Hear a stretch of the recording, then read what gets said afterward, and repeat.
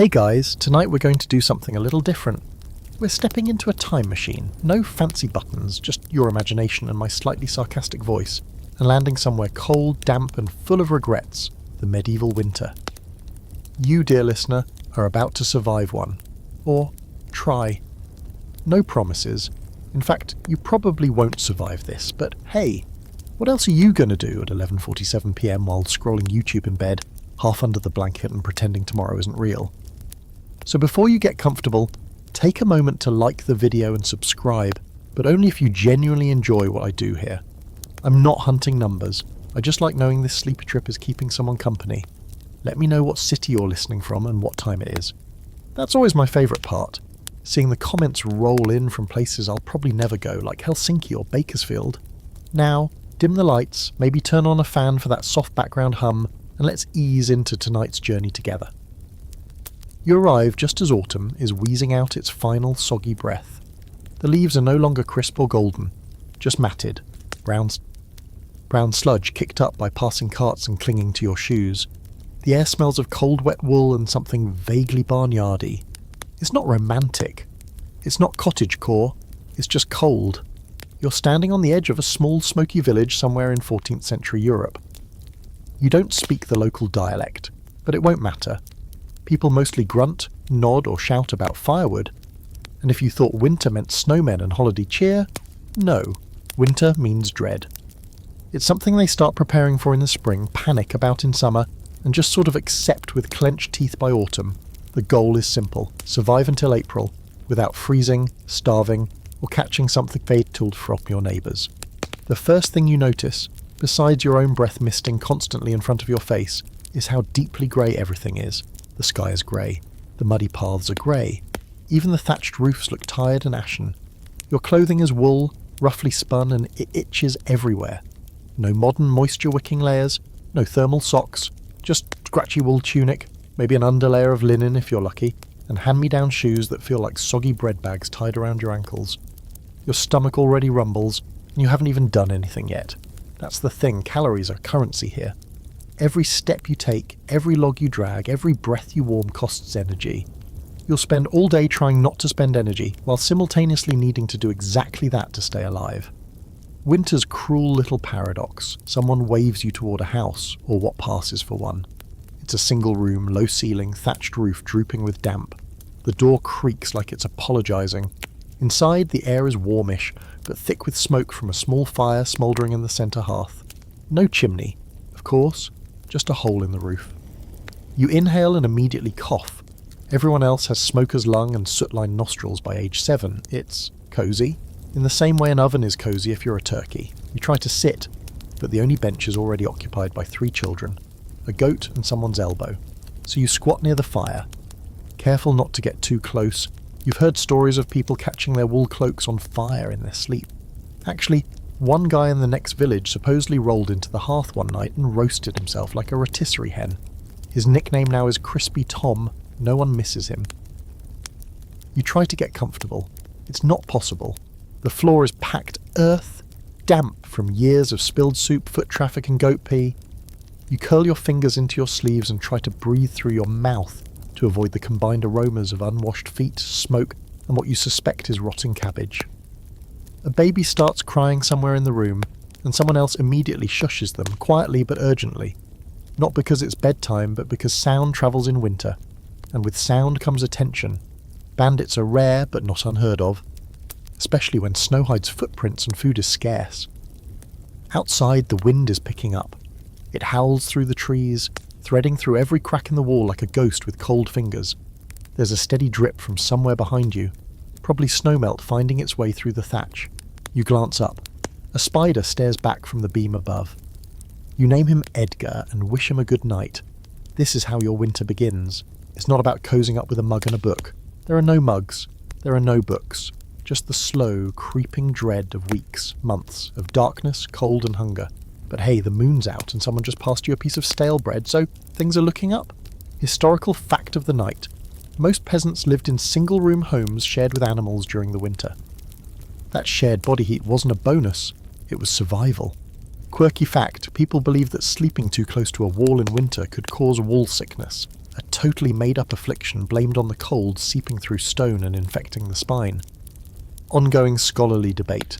Some historians argue winters in the Middle Ages were much harsher due to the Little Ice Age, while others believe the impact varied greatly by region and wasn't as severe as once thought. You wake up sore in at least 6 places you didn't know you could be sore. Your left shoulder feels like it was used as someone's pillow, your hip bones are pressed into the cold-packed earth like fossils, and you're pretty sure Edgar the Spider threw a party above your head last night. It's still dark, still smoky, or the fire has turned to ash, and your breath comes out in visible little puffs. Congratulations, you made it through your first medieval night. The house, or hut let's be honest, is still quiet, save for someone gently snoring and the occasional thud of something shifting overhead. You think it might be a squirrel or a ghost. Honestly, pick your nightmare. As you stretch and try to shake the stiffness from your joints, your hand brushes the wall and yep, it's wet. Cold and wet. Wall sickness might be fake, but it feels real this morning. You step outside and a gust of frigid air slaps you across the face like it heard your thoughts. Your house, your home now, is part of a loosely scattered cluster of buildings, all looking like a child's drawing of huts, squat, crooked and sad. The roofs sag under the weight of snow and years. Chimneys are rare. Smoke just wafts from holes in the thatch like the whole village is simmering in a pot. Your little house isn't much to look at from the outside either. The walls are made of wattle and daub, basically sticks woven together and covered in a plaster mix of mud, straw and, yes, animal dung. It's like living in a gingerbread house built by trolls, charming in theory, freezing in practice. The roof is thatch, which sounds cosy until you realise thatch means bugs, leaks, and the occasional small rodent family making eye contact with you in the night. The doorway isn't even a proper door, more of a wooden slab that leans in the frame. It lets in drafts like it's paid to do it. No insulation, no weather stripping, just wind playing tag across your ankles. You don't so much live in the house as you live around the elements. They come and go as they please, and the floor, that's just earth. Not packed stone or wood, earth, which means it turns to mud when it rains and freezes into something resembling rock during the winter. People sometimes throw straw over it to make it feel less like sleeping in a barn, but surprise, that straw becomes a mat of filth, mould, and untraceable smells within days. At least it's not completely silent. There's always the soft scurrying of mice, the random creak of the rafters, and the communal cough symphony from your housemates. Very relaxing. You step back inside and someone's already tossing a handful of damp twigs onto the hearth, trying to coax the embers into something useful. The smoke begins again, curling upward in a slow spiral that never quite makes it out the roof hole. It just lingers, coating everything, your hair, your lungs, your bread, with that signature medieval odour fireplace. You'll be breathing soot for months, and your lungs will thank you by coughing you awake at 2 a.m. for the rest of winter. Now let's talk windows. Oh wait, you don't have any. Most houses don't. Glass is rare and absurdly expensive. If you're lucky, you have a little wooden shutter you can crack open during daylighted, but mostly it stays shut. Because when it opens, the cold floods in like a judgmental aunt. If you're wealthy enough, maybe your window hole is covered with oiled parchment or a stretched animal bladder to let in light while keeping out the worst of the wind. But you've got wood, just wood! Inside it's dark almost all the time. Candles are made from tallow, aka rendered animal fat, and they stink. They're smoky and greasy and precious. One candle could be all you get for the week, so you ration your light like it's gold, squinting through shadows, doing chores by firelight and learning to live in a state of perpetual dusk. Hope you didn't like reading. It's not that no one ever tries to improve things. Some houses have low wooden ceilings to trap heat, and the layout is sometimes smart. Animals on one end, people on the other, sharing warmth. But warmth is a relative term. You're still cold all the time. Your fingers sting even indoors. Your nose runs constantly. You try not to think about what might be growing in the corners of the room. Between the damp, the smoke and the mildew, there's a whole biology lab thriving around you. And here's the kicker. You probably built this house yourself, or your parents did, or their parents. It's been patched or repaired, and cursed at through generations. Every beam, every lump of daub has a story, or a splinter. You don't have a landlord to call when the roof leaks. You are the landlord, and the tenant, and the plumber, roofer, and exterminator. You step outside again, shaking your arms to get the blood flowing. Your breath clouds the air like little ghosts drifting away on the wind. You glance around and see the same scene at every house. Someone hauling firewood, someone shoeing a goat, someone just standing there, shivering, staring into the middle distance, probably contemplating the logistics of bathing with a bucket of melted snow and a prayer. This isn't a cosy little village. It's a network of survivalists clinging to heat, food, and each other like barnacles on a half-sunken ship. And winter? Winter is the ocean, cold, constant, and waiting. Historical fact, most medieval peasants lived in simple one-room homes made of timber, wattle, and daub and thatch, with animals often kept indoors for warmth. Quirky fact, wealthier medieval households sometimes used woven tapestries on the walls not just for decoration, but as crude insulation. Bonus, they covered up cracks that let in drafts and spiders. Ongoing scholarly debate. Archaeologists still argue over how common chimneys were in rural homes before the 16th century. Some believe most homes simply vented smoke through a roof hole, while others suggest regional variations with primitive flues. The sun rises slowly, more of a glow than an actual light. You don't see it directly, just notice that the darkness is now slightly less absolute. The sky outside your door is a dull, colourless smear, the kind of light that feels more like the inside of a refrigerator than an actual morning. Still, it's day by medieval standards, which means it's time to get moving.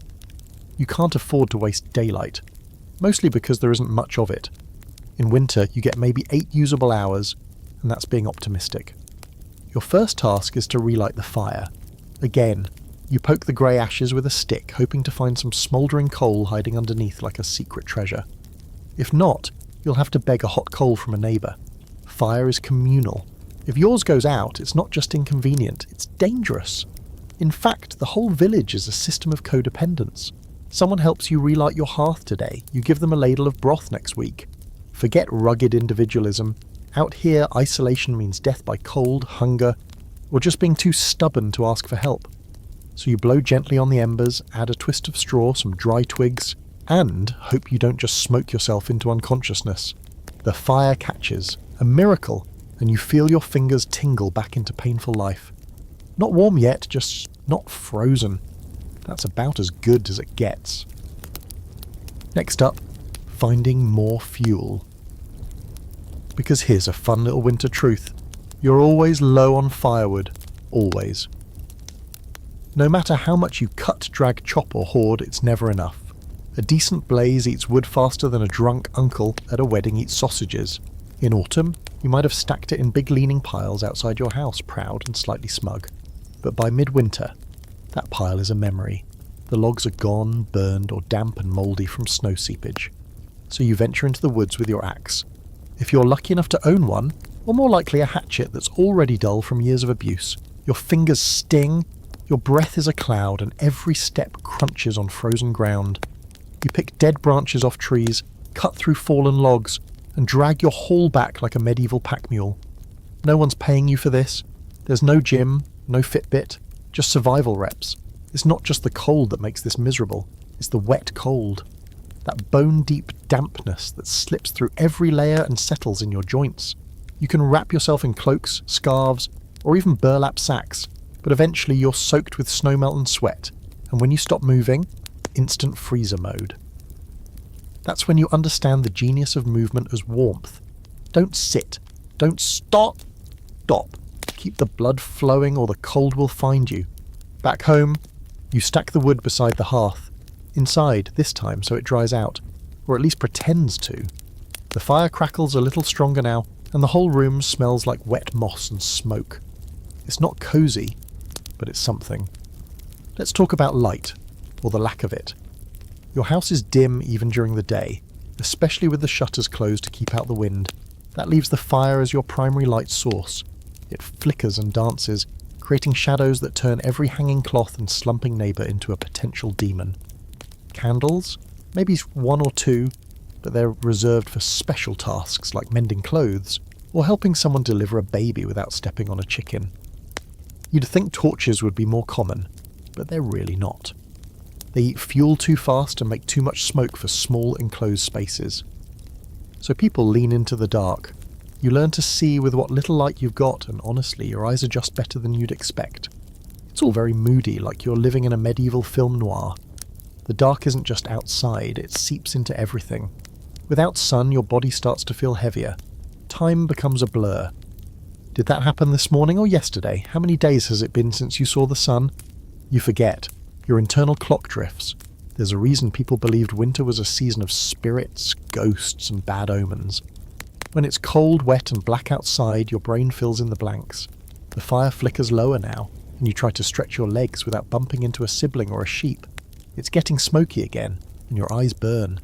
But stepping outside means risking the wind and the endless damp. So you sit, and wait, and breathe shallow. As the light fades, someone lights a rushlight, a medieval version of a candle made by dipping reeds in fat.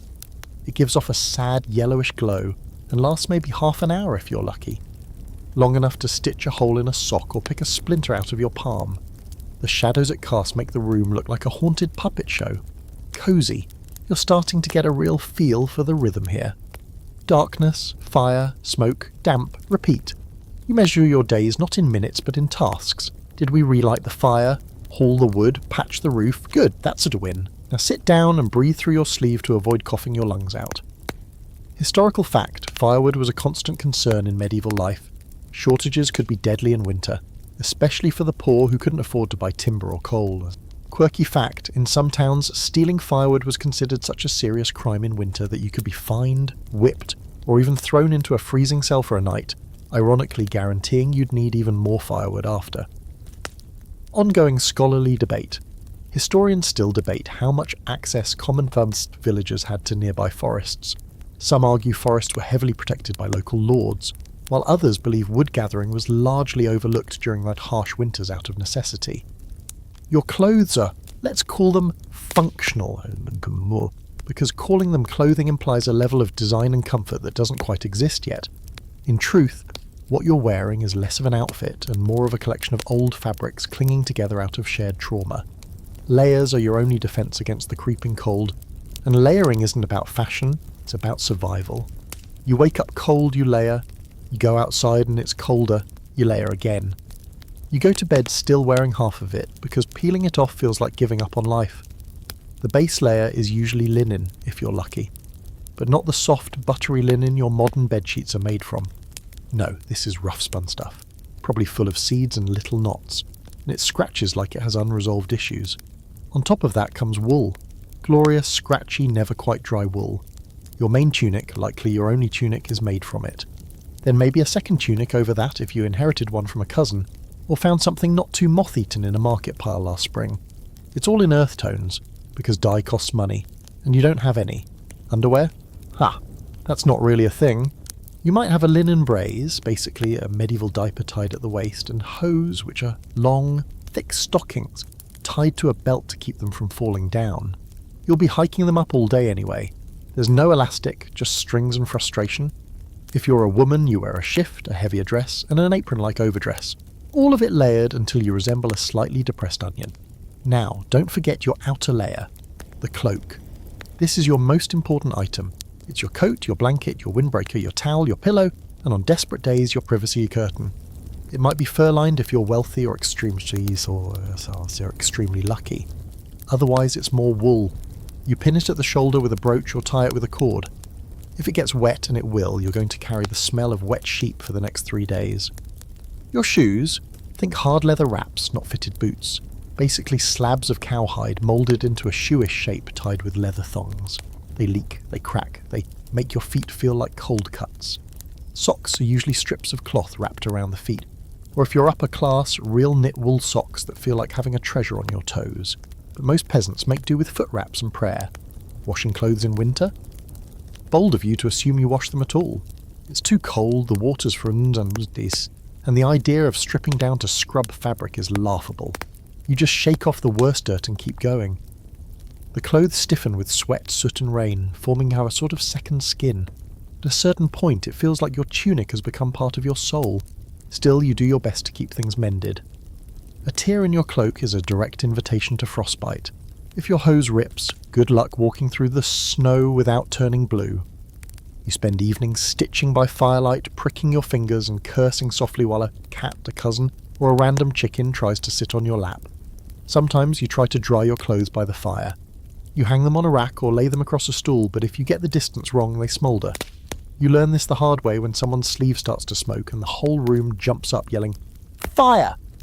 Before remembering you barely have enough flame to boil water, let alone burn the house down. And let's talk about gloves. There are none. Not for you, anyway. If you're lucky, you might have mittens made from felted wool or fur scraps.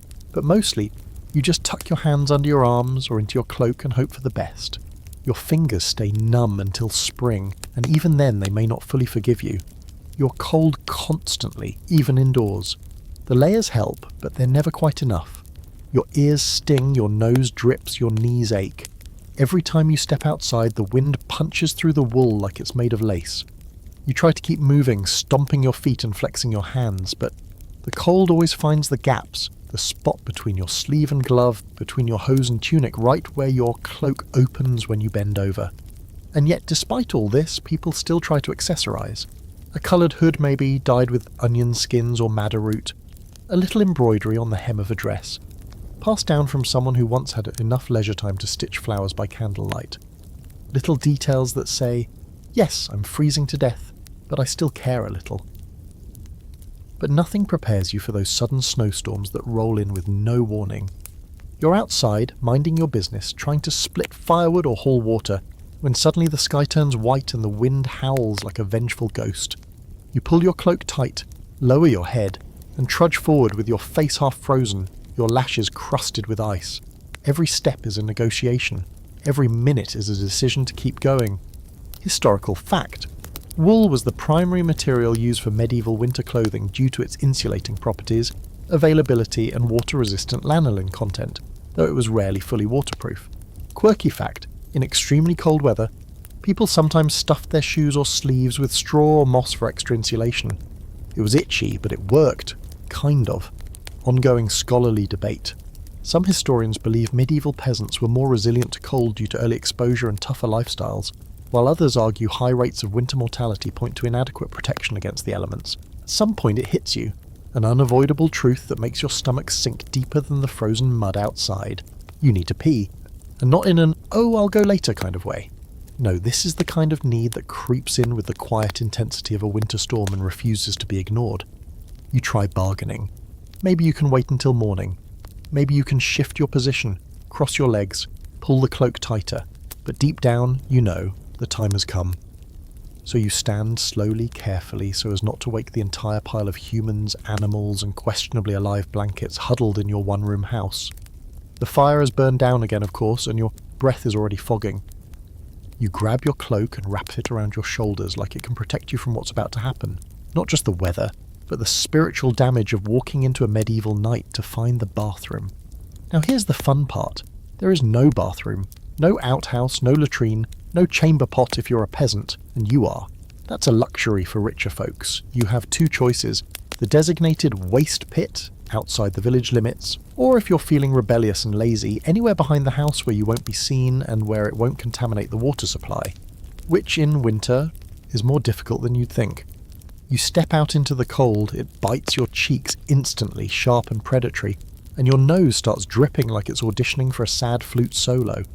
The snow crunches beneath your feet, stars glitter above you, cruel, beautiful, completely indifferent. You shuffle toward the edge of the house where the ground is packed hard and slippery. There's no dignity in this, there never is. You find your usual spot, behind the goat pen naturally, and fumble with your layers. Cloak, tunic, underlayer, ties. All of it has to be navigated without dropping anything into the snow or exposing too much skin to the wind. Because here's the thing, your bare butt will feel like it's being kissed by an ice demon. Time slows, regret blooms. You're not even halfway through when your thighs start to go numb. You try to hurry, but everything clenches up in protest, and suddenly you're just squatting in the dark, eyes watering, praying the wind doesn't shift and send your cloak flying like a medieval peep show. When it's over, you stumble back inside, trying to block the memory from ever forming fully. You warm your hands by the fire, even though they weren't cold before, but somehow they are now. The house smells of wet wool and something vaguely like potatoes left out too long. You crawl back onto your straw mat and try not to think about the next time you'll have to do that. Spoiler alert, it's in a few hours, and it will be worse.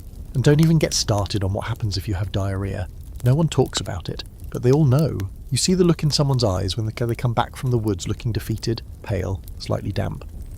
That's the look of someone who's been betrayed by their own bowels in sub-zero temperatures. A medieval horror story. Some households have a basic pit toilet behind the house, just a hole with a little seat over it. No walls, no roof, just a suggestion of privacy. It gets used year-round, and in winter it becomes a sight of extreme courage. The wind blows across it like a cruel joke, and the frost climbs the wooden seat so that every time you use it, you briefly consider death as an alternative. And then there are chamber pots, for the fancy folks. If you're lucky enough to have one, you use it at night and empty it in the morning into the street gutter or the compost heap. But chamber pots fill quickly, too quickly, and nothing wakes you up faster than realising someone's missed the pot or knocked it over in their sleep. That smell? That's your new reality. By the way, nobody has toilet paper. That's not even a concept yet. You use moss, straw, scraps of linen if you're wealthy. And if you're really desperate, snow. Yes, snow. Cold, unyielding, purifying snow is the kind of experience that reshapes your understanding of what discomfort means. It's also the reason you never ever forget to bring something out with you at night. And of course none of this is private. There are no locked doors, no personal space. You live shoulder to shoulder with family members, neighbours, livestock. Everyone knows when you go, how often, and what for. You try to keep some dignity, but the truth is, everyone smells, everyone leaks, and everyone pretends not to notice. Washing up afterward? Sure.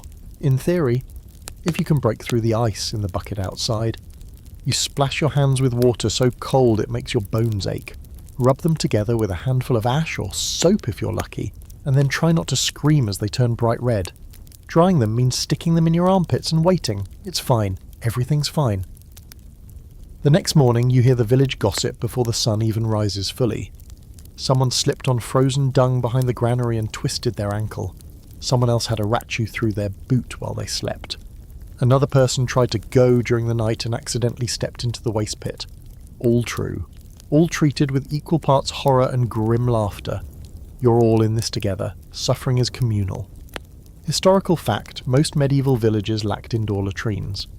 Peasants relied on waste pits or used the surrounding woods, which led to widespread sanitation issues, especially during winter when waste froze instead of decomposing. Quirky fact, wealthier medieval households sometimes had a garderobe, a primitive indoor latrine that emptied into a moat or cesspit. In colder months, these could freeze, turning your toilet into a vertical ice sculpture. Ongoing scholarly debate. Historians continue to discuss how effective medieval sanitation practices were in rural areas, with some arguing that rural communities had better health due to dispersal of waste, while others point to rampant disease as proof of unsanitary conditions. It's breakfast time, which is a generous term in this context. There's no scent of fresh-baked bread wafting from the kitchen, because you don't have a kitchen, or fresh bread, or really anything that wafts, unless you count the fire smoke and someone's socks steaming by the hearth. What you do have is a pot of something beige bubbling on the fire, and everyone in the house is watching it like it might start performing miracles. What's for breakfast? Gruel. Again, that's not a joke. It's always gruel, sometimes thicker, sometimes thinner, depending on how desperate you are. Gruel is the medieval version of a smoothie, a slurry of whatever grains you had left from autumn, boiled with water or weak ale, and maybe a pinch of salt if you haven't already used the last of it on your winter fish stock. Some days there's barley, other days oats. If things are going badly, it's more like dirty dishwater with floating flakes of despair. You ladle it into a shared wooden bowl because dishes are communal, and use a wooden spoon that still has burn marks from the last time it fell into the fire. Everyone eats fast, mostly to stay warm and partly to forget how bad it tastes.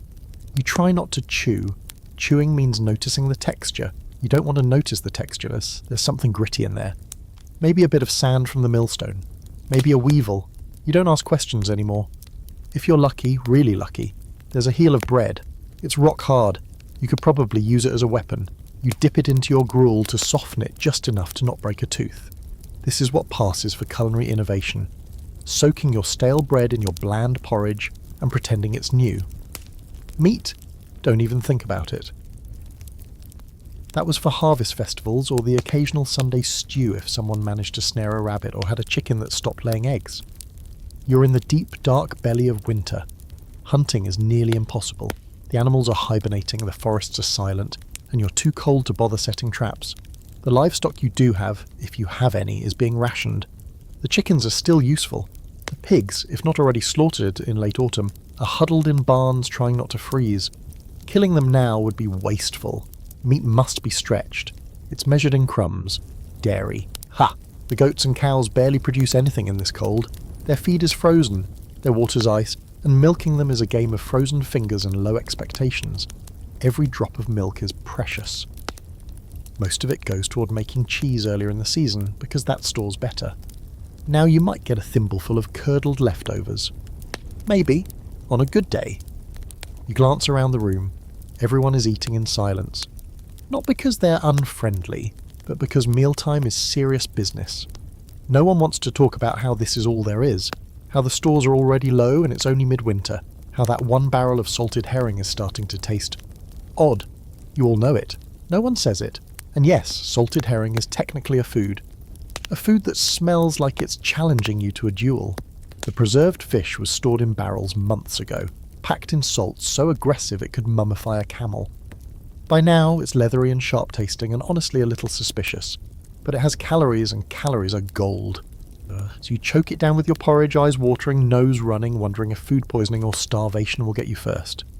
Sometimes, if you're lucky, you'll find a little honey or dried fruit saved from autumn. Maybe a shriveled apple or a handful of raisins that look more like fossils than food. You eat them reverently, like holy objects. Just having something sweet feels like a miracle.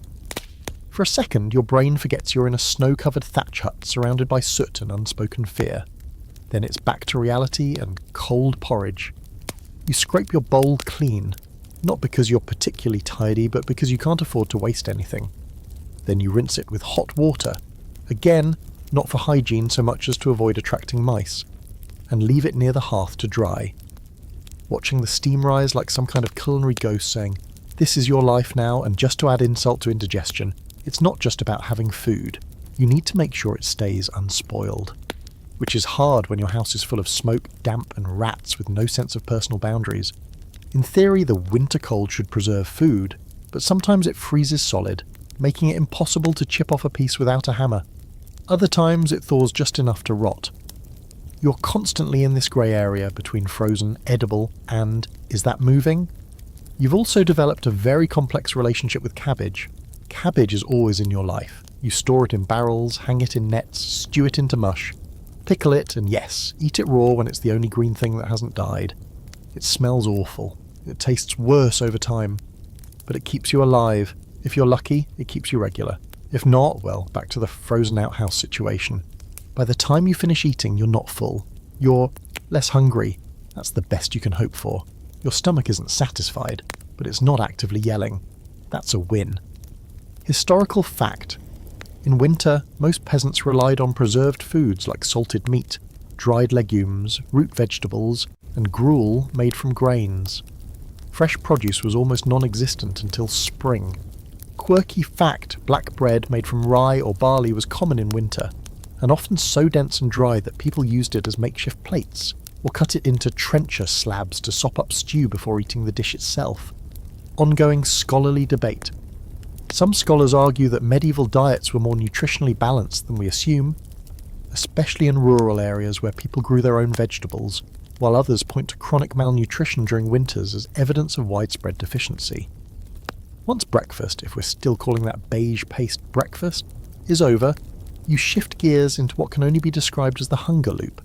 It's that part of the day where your body's just awake enough to remember you didn't really eat, and your brain starts whispering sweet nothings like, what if we just had a little more? Maybe a roasted parsnip, a crust of bread, a bite of salted meat we definitely don't have? You know the answer is no, but the daydreams are strong. You glance at the storage area, a sad little nook in the corner of the hut. There are a few sacks, half empty and leaning like they've given up on life, some cabbages rolling in the straw like forgotten toddlers, and one lonely string of onions dangling like a medieval air freshener. The root cellar out back still has some turnips, but they're spongy now, shriveled from the freeze-thaw cycle, and starting to smell a bit fermented. If you're lucky, fermentation means slightly pickled. If you're not, it means don't risk it unless you want to see visions. You head outside with your bucket and a hopeful stomach. It's time to check the ale. That's right, ale for breakfast. Because water isn't always safe, especially in winter when the wells freeze or the streams carry whatever upstream decided to dump. Weak ale, brewed low in alcohol, is your hydration strategy. It's warm from sitting by the hearth overnight, a bit sour, and has floaty bits you try not to think about. Still, it's liquid, and it fills the stomach, at least for a while. You sip and try to convince yourself that it's what you wanted. If you're part of a village community, meals are sometimes shared. Households might trade what they have: dried beans for onions, a piece of pork fat for a chunk of cheese someone had buried in ash months ago. You hear rumours that a neighbour down the lane has flour. Real flour. White, like the kind you haven't seen since the last wedding feast. That means flatbread if the fire holds steady, or maybe dumplings in the evening stew if you can stretch it. But trading's risky. Everyone's hoarding. No one wants to give up too much. The hunger loop makes people quiet, wary, and just a little mean. You shuffle over to the next house and knock, hat in hand, in the traditional "I'm not robbing you, I swear" sort of way. A neighbour pokes their head out, eyes sunken, nose red.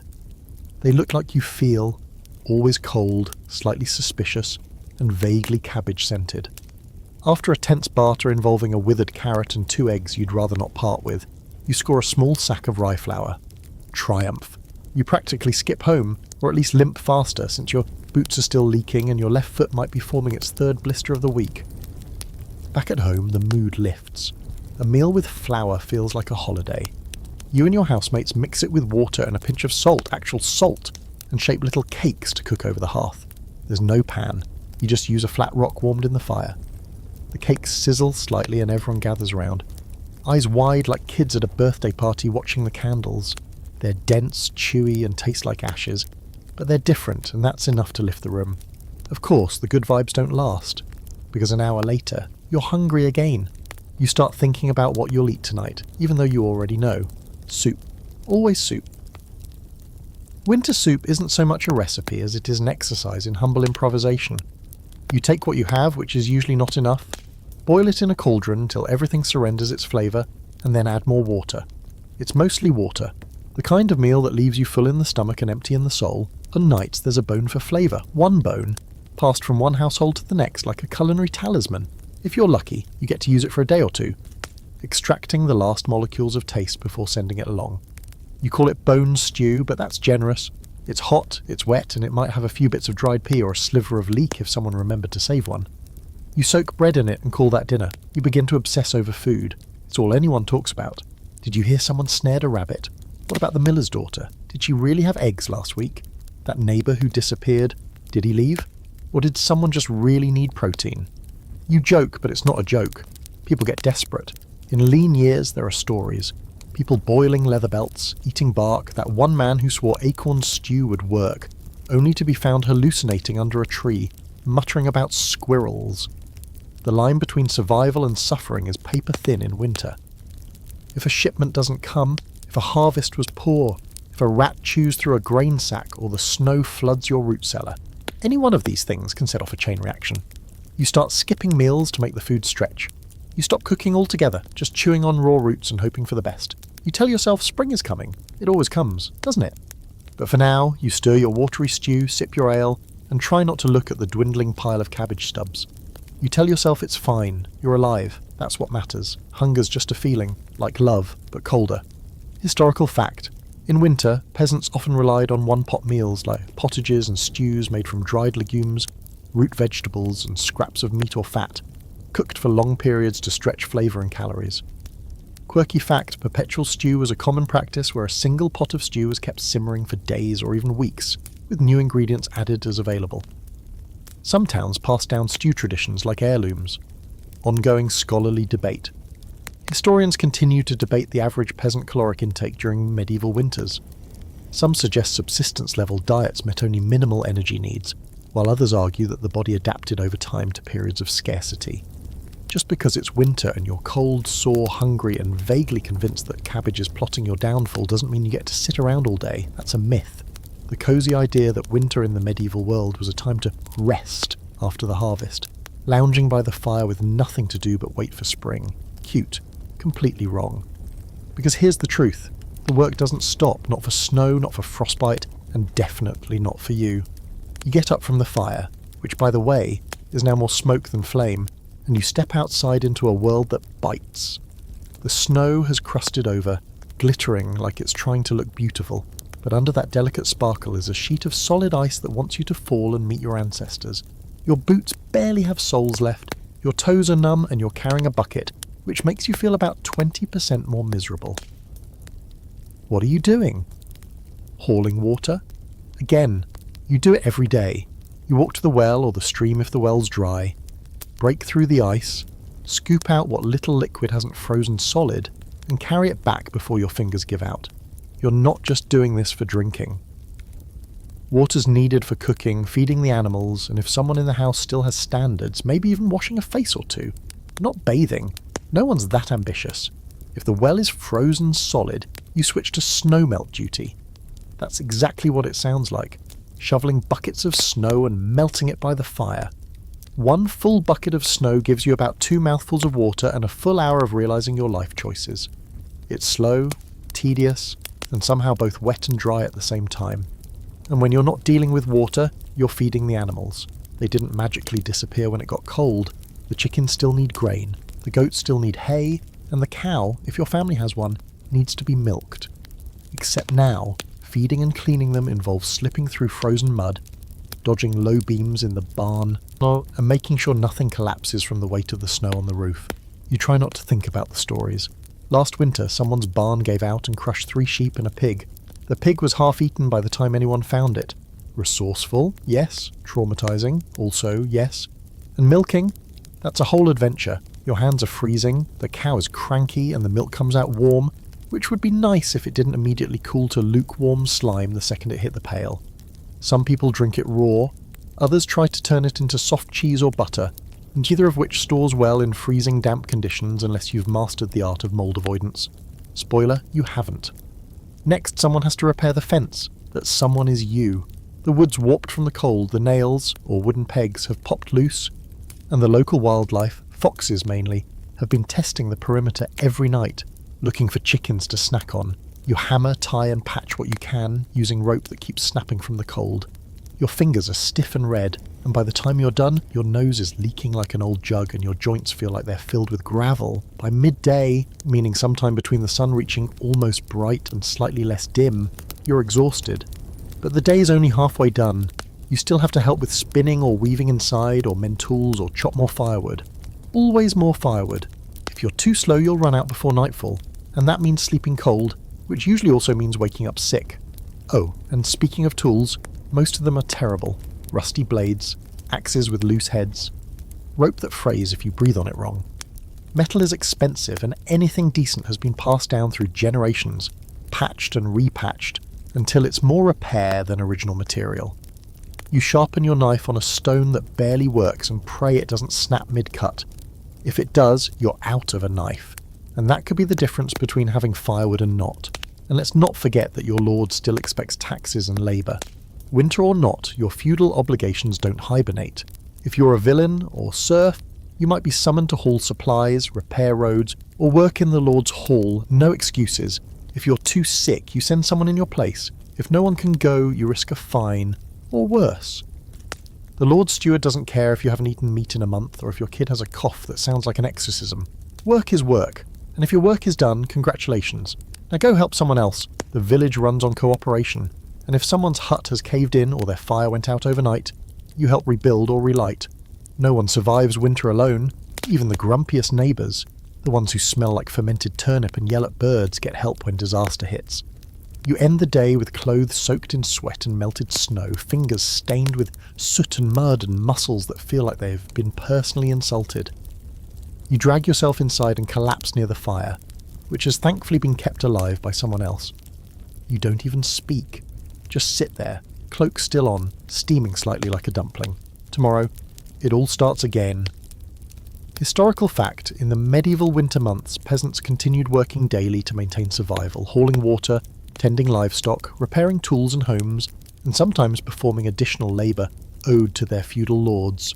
Quirky fact, medieval calendars often included plough days or sledging days in January, encouraging villagers to drag heavy timber or stones through snow, because nothing says winter fun like moving a boulder uphill with a cow.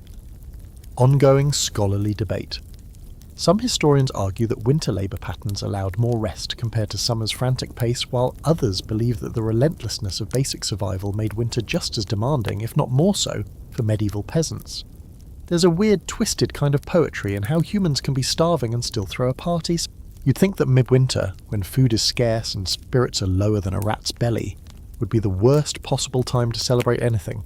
But here you are, squinting through the smoke and the cold, watching your neighbours prepare for the feast of Saint someone or other. Because believe it or not, this is feast season. And no, it doesn't make any logical sense. That's the medieval way. It's the middle of the hunger months. Everyone's worn down. The root vegetables are shriveled. The dried fish is starting to smell like something that died twice. And even the cabbage looks like it wants to resign. And yet, it's time to celebrate. Whether it's the 12 days of Christmas, a saint's feast, or just an excuse to gather before everyone turns completely feral, the community needs it. Desperately. You need a break from the grinding monotony of grey days and grey food and grey moods. Preparation starts early. Someone finds the good crock, the one that doesn't leak. Fire gets built bigger than usual, dangerously big even. The kids are shooed outside to gather firewood, which they do grudgingly, knowing they'll get the last bit of burned crusty bread if they're quick. The adults are already whispering about who has what stashed. Someone's got ale, someone else traded a half-frozen chicken for a handful of raisins. It's bartering at its most desperate, and somehow still festive. Your contribution? A turnip. Not impressive, no, but it's solid, and it doesn't smell like feet, so into the pot it goes. Other ingredients appear: a wilted onion, dried herbs, a chunk of salted pork the size of a baby's fist. It's not much, but it simmers into something rich and fragrant, or at least better than the daily gruel. It's a reminder that food, when shared, can be more than just fuel, it can be hope. Salty, stringy, turnip-filled hope. Then the bread comes out. Real bread. Someone used yeast saved from the last brew, and someone else gave up the last of their flour. You watch it rise near the fire, golden and puffy, and for a moment everything feels weirdly luxurious.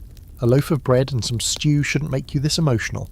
But here you are, misty-eyed and grateful.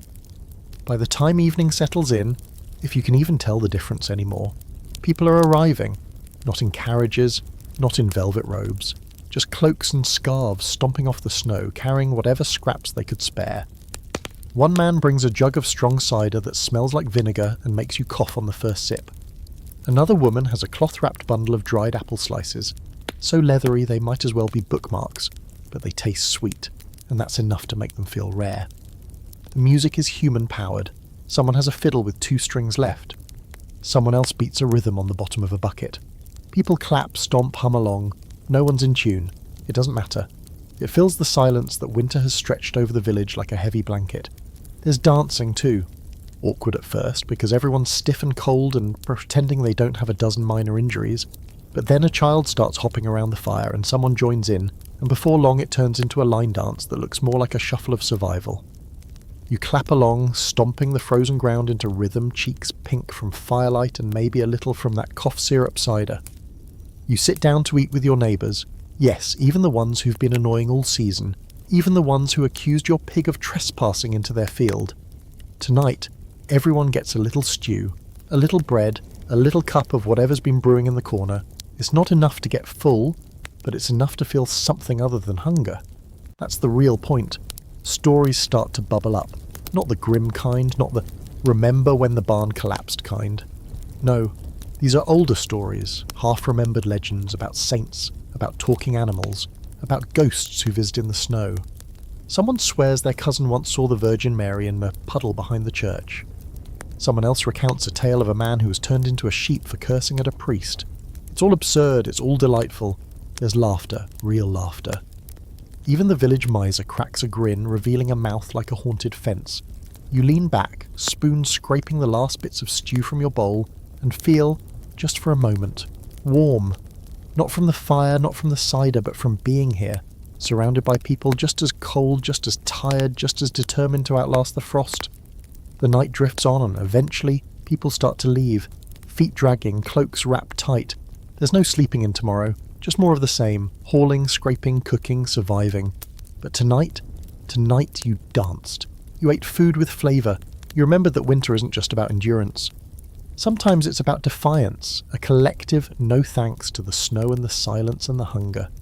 You trudge back home with a full heart and a slightly less empty stomach. The fire's still burning. You crawl under your cloak and think, that was good. And tomorrow you'll think about it again. Not because it was fancy or rich or special, but because it reminded you that life still has sparks in it, even in the coldest season. Historical fact. Midwinter feasts, especially around Christmas and Saints' Days, were common in medieval Europe. These communal meals were one of the few times during winter that people came together to share limited resources and celebrate life. Quirky fact, some villages baked special blessing loaves during midwinter festivals. Bread shaped like animals, crosses, or tools, which were believed to bring luck or good harvests if kept through the winter. Ongoing scholarly debate. Historians debate whether midwinter festivals served more as religious observance or as pragmatic morale boosters, with some viewing them as community survival tactics cloaked in tradition. It's been snowing for 3 days straight. Not in a magical storybook kind of way, but in a relentless, smothering you-forgot-what-the-ground looks like way. The world is blanketed in white, but it doesn't feel pure. It feels heavy, oppressive, like winter's putting its full weight on your chest and daring you to say something. You open the door of your house, your glorified mud hut, and the snow is halfway up the frame. You sigh, step back inside and accept the new reality. You are snowed in, and so is your entire village. The walls are starting to close in, not literally, though that crack near the roof beam has widened, but mentally. The room you once thought of as home now feels like a holding cell with a fireplace and livestock. There are too many people in here, too many smells. You can identify at least 6 of them. Smoke, sweat, wet wool, feet, cabbage stew, and something in the corner that might be rotting. You don't want to find out what it is, you just accept that the room now includes a mystery note in its overall aroma. There's no real privacy. You sleep shoulder to shoulder, sometimes back to back for warmth, with people who breathe heavily, snore, or, worst of all, talk in their sleep. One of them mutters about demons and turnips every night like clockwork. You've stopped asking questions. You've also stopped trying to move around too much. Every shuffle disturbs someone. Every sneeze starts a conversation about whether or not it's the sick kind. The snow presses in on the house. You can hear it. Small collapses from the thatch above. The creak of walls trying to decide whether they'll hold. Outside is an ocean of white silence, but inside is a human zoo. People trapped together for too long, trying to maintain sanity with storytelling, singing, mending, and occasionally just staring into the fire like it owes them an explanation. Someone tries to lead a game. It's something involving counting and flicking stones into a circle drawn on the floor with a piece of charcoal. It starts out fun, in a desperate sort of way, but descends into argument within minutes. Someone accuses someone else of cheating, someone else claims the stones are cursed.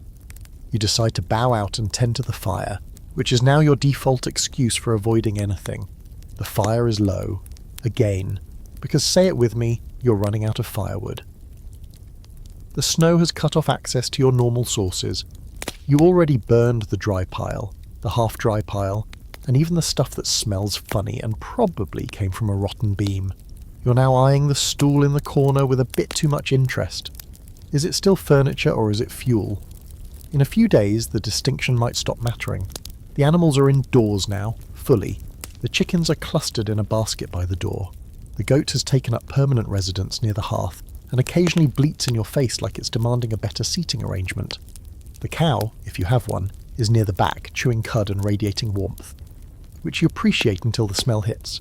You're getting used to living with livestock in an almost philosophical way. They don't judge you, they don't ask about your hygiene. They're just there, like you. Food rations are being calculated with military precision. The last of the root vegetables are being chopped into thin slices, rationed out into a communal soup that tastes less like dinner, and more like a memory of one. Someone tried to catch a rat last night, not as a pest, but as an entree. You pretended not to notice. You also pretended not to see someone licking their spoon for the 4th time, long after the last drop was gone.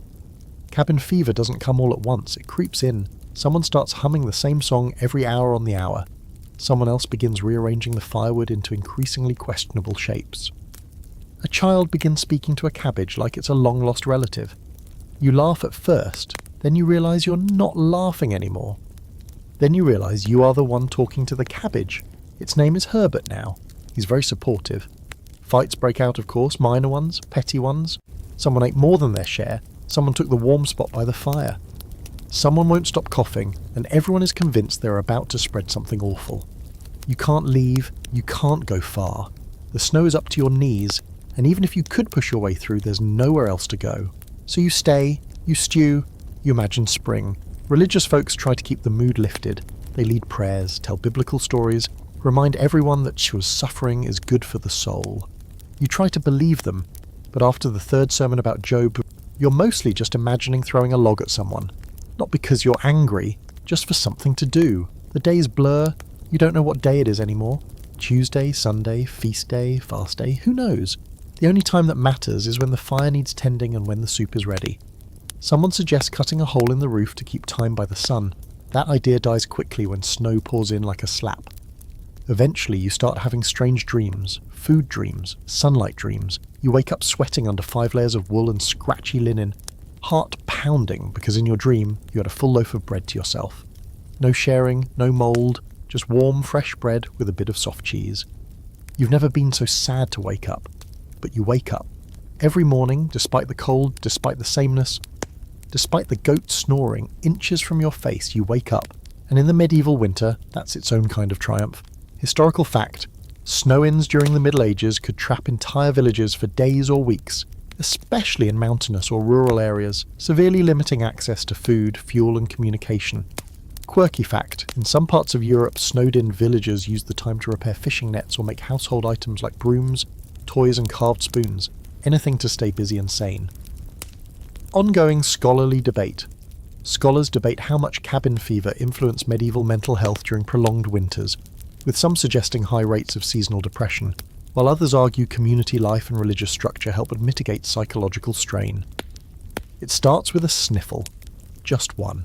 Quiet, almost apologetic. A child maybe, or an elder, bundled near the hearth with their nose running like a leaky bucket. Nobody reacts at first, it's winter. Everyone's nose runs. It's the season for red cheeks, dry lips, and the kind of cough that makes your ribs sore. But this sniffle turns into 2, then 5, then someone hacks up something questionable into the ashes, and everyone in the room stiffens. You don't say it out loud, but everyone's thinking the same thing. Someone's sick, and now you all might be. Welcome to the medieval cold season. Not that it was a special category, more like a constant low-level terror that circled the village like a hungry wolf. It was expected, resigned to. But that didn't make it any less miserable. Because here's the uncomfortable truth. There's no cold medicine, no cough drops, no hot lemon tea with honey. If you come down with something, you just sort of ride it out and hope your immune system is up for the duel. Spoiler, sometimes it isn't. The house transforms overnight. What was already a cramped, smoky, uncomfortable space now becomes a petri dish. Everyone's breathing the same air, coughing in the same corners, sharing the same spoons, wiping their noses on the same sleeves. One person's illness becomes everyone's illness in a matter of days. There's no concept of isolation. You don't get your own room, you barely get your own blanket. You lie awake at night listening to the chorus of coughs, some dry and tickling, others wet and ominous. One person keeps wheezing like a punctured bellows. Another is shivering under their cloak, teeth clacking so hard it sounds like a drumbeat. Someone mutters prayers in the dark, over and over. It's equal parts eerie and comforting. And then of course someone throws up, in a corner, onto straw, and now the house smells like bile, smoke and misery.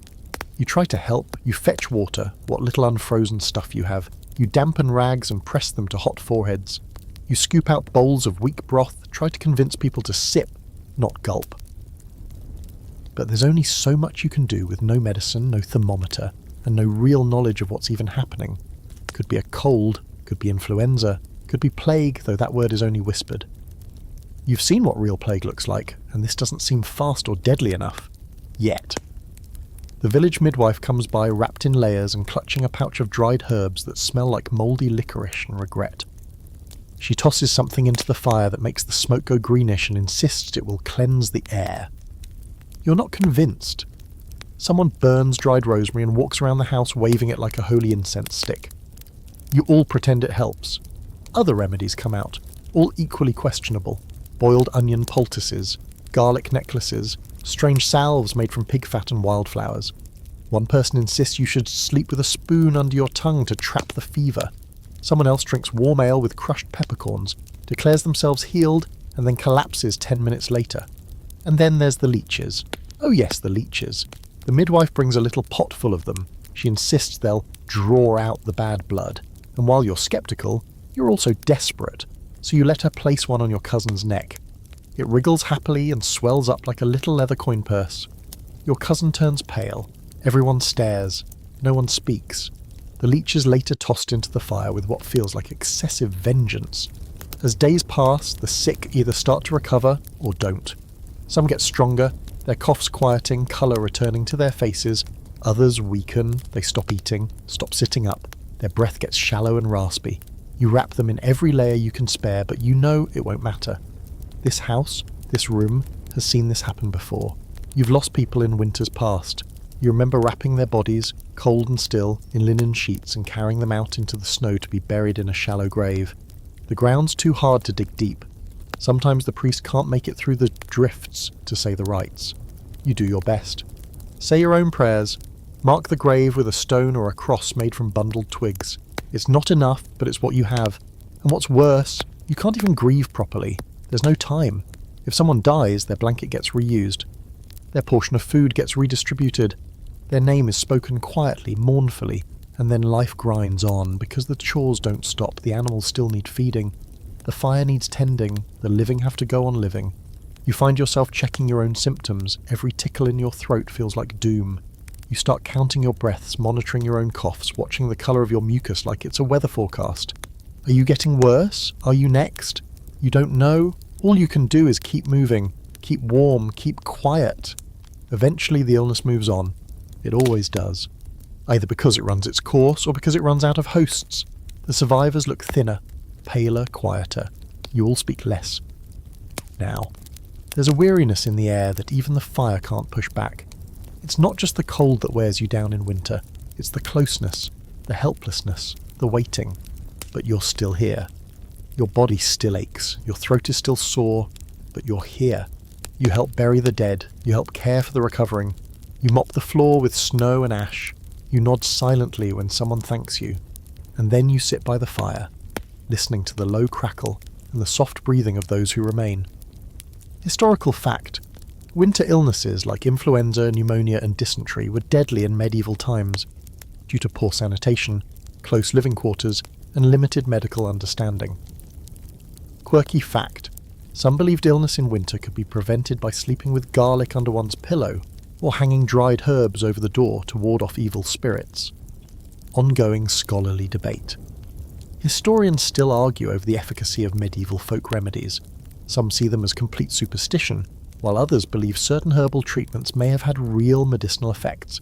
At some point you stop pretending it's odd that there's a cow standing 3 feet from your sleeping spot, or that the chickens are roosting on the rafters above your head, or that your boots have goat teeth marks in them now, because in a medieval winter, it's not just you trying to survive, it's your animals too. And the best way to keep them alive? Move them in. That's right. Welcome to the all-species slumber party where you, your family, and your livestock all share the same smoky, cramped, possibly cursed square of living space. Let's start with the cow. She's enormous. She smells like fermented hay and warm milk, and she's currently chewing cud in the corner like she owns the place. And honestly, she sort of does. Without her, you don't get milk. No milk means no cheese, no curds, and definitely no butter, which has become rarer than sunshine. You tolerate her tail swipes, her occasional nighttime moos, and the unforgettable moment she coughed directly into your stew pot. Then there's the goat. You have a love-hate relationship with the goat. On one hand, she's scrappy, tough, and gives you just enough milk to make thin cheese that somehow manages to be both chalky and sour. On the other hand, she's rude. She tries to eat everything, your cloak, your bedding, your dignity. She doesn't understand personal space. She thinks the bed you sleep on is hers, and she snores, loudly, with occasional farting.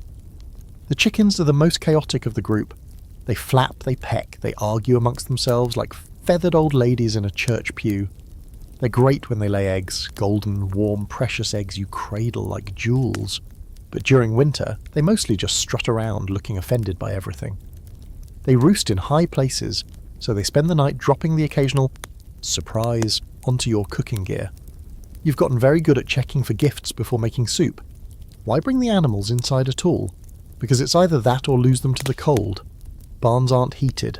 Stables are little more than a few boards nailed together and loosely called a structure. When temperatures drop, the animals freeze just like you do. But in here, with the shared body heat of humans and beasts, everyone has a slightly better chance of seeing spring. It's not like you brought in the entire barnyard. The pigs, if you have them, stay in their pen outside buried in straw and mud and prayers. They're big, they zinc, they stink, and unless you're prepared to sleep beside something that grunts like a demon and chews on its own house, they stay out. But everyone else, the animals small enough to fit and useful enough to keep, gets an invite to the winter sleepover. You try to manage the mess. A little straw here, a shovel there. You sweep the floor daily with a broom made from bundled twigs, but it's not exactly hygienic. You just push the filth to one corner and promise yourself you'll deal with it tomorrow. Eventually, tomorrow becomes next week, and that corner becomes a science experiment. Still, the warmth they bring makes it worth it. On especially cold nights, the cow's breath fogs up the window shutters. The goat nestles against someone's legs. The chickens crowd together in a little puffed-up pile of feathers. You, wrapped in every blanket and scrap of cloth you own, curl up near the hearth and listen to the strange symphony of chewing, snoring, and the occasional cluck. You learn a new kind of rhythm in this shared space. You time your sleep around the animal's restlessness. You develop the muscle memory of dodging hooves in the dark. You learn to wake up at the sound of a chicken panicking, which usually means something knocked over a pot, or worse, something got in. Because yes, sometimes the cold invites less welcome guests. Rats love a warm house, especially one with food scraps and straw bedding and exhausted humans too tired to chase them. You've seen them, you've heard them, scratching in the walls, skittering across the floor at night. If the chickens don't notice them, and they often don't, you sometimes wake to find droppings near the firewood. You've resorted to setting traps made of bent wire and a bit of bacon grease, and if you're very lucky, you get one. Dinner? Maybe, but let's not talk about that. The smell is constant. No matter how often you clean, there's only so much you can do when your house is part barn. Smoke from the hearth tries to cover it up, but just ends up layering a new kind of stink. You get used to it. You start to associate that smell with safety. It means the animals are alive. The fire is burning. The house hasn't collapsed. Yet. You're not alone in this, of course. Everyone in the village is doing the same. You can hear the distant sounds, lowing, bleating, barking from neighbouring homes, carried through the cold air like the world's saddest winter concert. If anything, it's oddly comforting. Proof that others are enduring the same cosy nightmare. Some people try to make the most of it. You've seen neighbours talk to their animals like family. One old man down the lane sings lullabies to his sheep. A widow sleeps with her hen tucked against her chest like a baby. In a way, these animals are more than just food sources. They're companions. You laugh, but when the goat nuzzles your hand in the dark, you feel it too. A weird, silent bond forged in shared misery and goat breath. Still, you dream of spring, of opening the door and letting them all back outside. Of cleaning out the house, scrubbing the walls, and reclaiming your bed from the cow's backside. But until then, you settle in, pull your cloak tighter, and try not to roll over into the hay pile where the goat likes to snore. Historical fact. In medieval winters, it was common for peasants to bring animals inside their homes to protect them from freezing temperatures and to benefit from the shared body heat. Quirky fact, some medieval people believed that sleeping near a cow or goat could transfer health or warm spirits to sick individuals, especially children, leading to intentional co-sleeping with livestock during illnesses. Ongoing scholarly debate. Scholars differ on how widespread indoor animal keeping was across regions, with some arguing it was standard practice in Northern Europe, while others suggest more wealth-divided households kept animals in attached structures instead. By this point in the winter, you've formed a spiritual bond with your ale. Not the fancy, frothy stuff served in golden goblets by kings and bishops. No, you've got the cloudy, sour, probably watered-down brew that sits in a wooden jug by the fire and tastes faintly of old apples and the wooden spoon someone used to stir it. It's not glamorous, but in a world without clean water, it's your lifeline.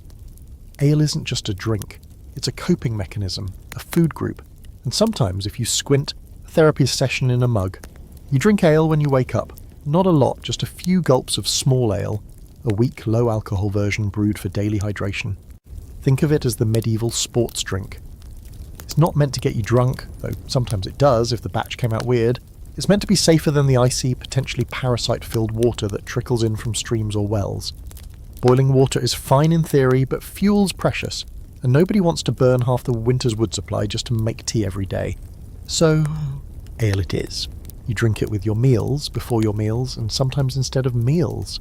It's made from barley or oats or whatever grain someone could spare, fermented just enough to give it a bit of a kick and keep it from spoiling in the cold. It's cloudy, unfiltered, and usually full of sediment that settles in the bottom of your cup. You learn to drink it carefully, slowly, without agitating it. Unless you like surprises in your mouth, the ale is stored in barrels. But those barrels aren't endless. Someone in the household, probably the one with the best nose and the most patience, handles the brewing. It's a delicate dance involving malted grain, boiling water, and a whole lot of guessing. Yeast isn't a packet you buy. It's whatever happens to float in from the air. Sometimes the ale comes out tangy and strong. Other times it tastes like vinegar and feels like betrayal. You've learnt not to complain. You drink what's poured, even if you have to hold your nose, because sometimes the ale is the only warm thing you get all day. You wrap your hands around the wooden mug and let the heat soak into your fingers. It soothes your throat when you've been breathing cold, smoky air for days. It fills the corners of your stomach when the stew is mostly water. It takes the edge off when someone in the house coughs for the 10th hour straight and you're too tired to panic about it. And yes, sometimes you drink more than you should, because life in a medieval winter is heavy. It presses on you, physically, emotionally, and occasionally with a goat's hoof. You're sore, cold, hungry, and stuck in a house that smells like smoke, cabbage, and barnyard. A little extra ale dulls the edges, makes the fire look warmer, makes the arguments sound funnier, makes your own aching joints less noticeable. You tell yourself you're just trying to sleep better. That's not entirely a lie. Even children drink ale. Not much, but enough. It's safer than water after all, and nobody's handing out juice boxes. So the kids sip small ale with their thin bread and grow up with a tolerance that would shock your modern sensibilities. They don't get rowdy. It's not a party. It's just part of life, like smoke in the air or frost on your boots. Once in a while, if someone has a good batch, there's a little celebration. Not a feast necessarily, those are still rare, but a kind of impromptu gathering where people bring out their best or least terrible brew and pass it around. You sit in a circle clutching your mug, listening to stories from that one neighbour who always swears he once punched a bear. Someone starts singing, someone else falls asleep mid-verse. No one minds. The ale's working. There are stronger brews too, reserved for special occasions or for those nights when someone needs a more serious escape. Honeyed mead if you're lucky, though it's expensive and rare. Spiced wine if you're really high up on the food chain, which you're not. But even the strongest ale is unpredictable. You never quite know what it'll do to you. Sometimes it warms your soul, sometimes it makes you cry in the hayloft while talking to a chicken about your dead uncle. It's a roll of the dice. The tools for brewing are treasured. The large cauldron, the mash paddle, the strainer made from woven reeds. If one breaks, you're in trouble. Brewing takes time, days of soaking, boiling, fermenting, and space, and warmth. In the dead of winter, warmth is hard to spare, so if your ale spoils, it's a real blow. There's no corner store, there's no running out to get more, or you sit with your bad batch and try not to cry into it. Sometimes the ale gets spiked with other things, medicinal herbs, honey if you're sick, dash of strong spirits if someone in the house is grieving or in pain. You watch someone pour a few drops of something dark into their mug one night. They call it wake root, say it helps with sadness. You nod like you believe them, even though it smells like it could strip paint off a cartwheel. But mostly, it's just you and your mug. You sit by the fire, the ale warm against your hands, and you sip slowly. You think about spring, about fresh food, about sunlight on your face. You think about all the things you can't control and all the things you somehow are controlling just by waking up and making it to another night. Ale doesn't solve your problems, it doesn't fix the cold or feed your stomach or clean the air. But in a season where everything is hard and long and heavy, it helps, a little. Historical fact, ale was a staple drink in the Middle Ages, consumed by all classes and ages due to its relative safety compared to often contaminated water sources, especially in winter. Quirky fact, some medieval households had a designated alewife responsible for brewing, and successful alewives often gained local fame or infamy for their skill or lack thereof in making drinkable batches. Ongoing scholarly debate. Historians disagree on how alcoholic medieval ale really was, with some arguing that small ale was barely fermented and had minimal alcohol, while others suggest even weak batches could produce mild intoxication if consumed regularly. At the first clang of the bell you groan, audibly. You're not alone in that reaction. Every half-sleeping, half-starving body in the house stirs in unison like a flock of disgruntled chickens. Someone mutters something unholy under their breath and the goat bleats as if in solidarity. But the bells don't care. They're not asking. They're calling you to church, and in a medieval winter that's not optional. Not for the pious, not for the barely alive, definitely not for you. You pull yourself up, layering whatever half-dry garments aren't frozen stiff from yesterday. Your woolen tunic still smells like goat. Your cloak is a little damp at the hem, and your shoes feel like you're stepping into cold pudding. But it's Sunday, or possibly a saint's feast day, or maybe it's just some obscure holy occasion someone swears is important. And that means church. You don't question it, you just go. Outside, the cold punches you in the face like it holds a grudge. The snow is deep and crusted with a thin, icy shell, just sharp enough to make every step an ankle-twisting lottery. The path to the church isn't cleared, of course not. You have to stomp through it, your breath curling into the air like smoke signals, your eyes watering from the wind. The bell continues to ring, slow and relentless, like it's daring you to stay in bed. You pass your neighbours, all equally miserable, trudging along in a loose, silent procession. Some have brought children bundled into little walking bundles of wool, eyes wide and noses red. Others carry candles, their flames barely holding against the gusts. The older folks are already muttering prayers, half from devotion and half to keep their jaws from locking up in the cold. The church is at the village's highest point, which felt symbolic in summer and now just feels rude. The climb is steep and your boots slip more than once. At the top, the church finally comes into view, a squat stone building with a sagging roof and smoke leaking from the chimney like a tired sigh. It's not grand, it's not warm, but it's sacred, and that means something in a world where you've run out of other kinds of hope. Inside, the air is only slightly warmer than outside, and only because the entire village has crammed in together. The smell is immediate: damp wool, wood smoke, unwashed humanity, and a faint trace of incense, like someone tried to bless the place with a handful of crushed herbs and good intentions. You shuffle in and find your usual spot against the cold stone wall under a window that hasn't had glass in it for years. There are no pews. You stand. If you're old or sick, you lean on a stick or the wall or someone sturdier than you. The floor is dirt, uneven and scattered with bits of straw. The altar is simple, wooden, draped in linen so threadbare it might as well be decorative fog. A single candle flickers on the edge. The priest steps forward, bundled in layers himself, his voice hoarse but steady. The sermon begins. It's in Latin, of course. You understand maybe one word in 10, and most of those are sin. You know the rhythm, though. There's talk of suffering, redemption, sacrifice, and the mysterious workings of divine will. You don't catch every detail, but you understand the message. Winter is a test. Cold is a lesson. Hunger is a penance. Survive it, and you're closer to God. Complain, and you're just proving how much farther you have to go. Your feet hurt, your stomach growls, your hands are tucked so deep into your sleeves they might not exist anymore. And still, you stay. You listen. Because church is more than a sermon. It's structure. It's shared suffering. It's a break from the maddening routine of firewood, porridge, and sick goats. It reminds you that someone, anyone, might be watching over this frozen mess of a world, even if that someone tends to answer prayers with "learn patience." There are hymns, led by the village cantor, who has one good note and 3 passable ones. People sing along, softly, voices raspy from cold and coughing. It's not beautiful, it's not in harmony, but it's real. The echo of it in the stone room feels bigger than you, and somehow that helps. You feel your breath sinking with the group, your voice trembling on a verse about mercy, and for a minute the chill fades. Then come the blessings. The priest sprinkles water that's more slush than holy, and you flinch as it hits your cheek. There's communion if there's bread and wine to spare, which there often isn't. Sometimes you get a crumb, sometimes just a gesture. Either way, you cross yourself and bow your head. You're not expecting miracles, just something. A flicker of peace, a little light in all this dark. When it's over, no one lingers. People file out slowly, stiff from standing, eyes squinting against the cold daylight. You nod to neighbours, murmur greetings, maybe offer a small smile to someone who looks worse off than you. This is the social hour, sort of. It's the closest thing you get to a community gathering.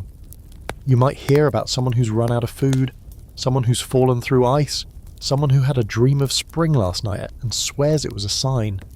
You trudge back home, boots heavier with wet snow, cloak whipping in the wind. Your breath feels sharp in your lungs, but something in you is steadier now, Church hasn't made you less cold, less hungry, or less tired, but it's reminded you that you're not alone. Everyone here is just as cold, just as hungry, just as tired, and still walking. You reach your door, duck inside, and the house feels warmer somehow.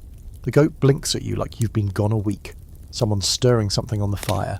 You sit down, stretch out your legs, and rub your hands together over the flames. You survived another church day. That counts for something. Historical fact, attending church in the Middle Ages was a central part of life, even during harsh winters. Most services were conducted in Latin, which many villagers didn't fully understand, but they still attended regularly for social and spiritual reasons. Quirky fact, in especially cold parishes, priests sometimes shortened services during winter months, or preached while pacing to keep from freezing at the altar. Ongoing scholarly debate.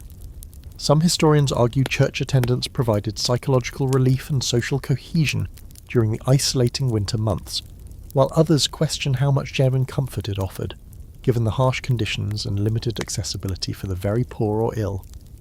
There's a moment in every long winter where reality and imagination start blurring, and you're never quite sure whether the weirdness creeping into your thoughts is just boredom or something older, deeper, and a lot more unsettling.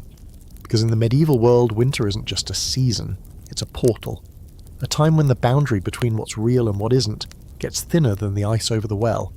And when things creak in the night, or shadows shift by the hearth, people don't just say drafty house, they say witch. It starts with stories, of course, always stories. Passed from one frozen mouth to another, told in whispers over weak soup and fading embers.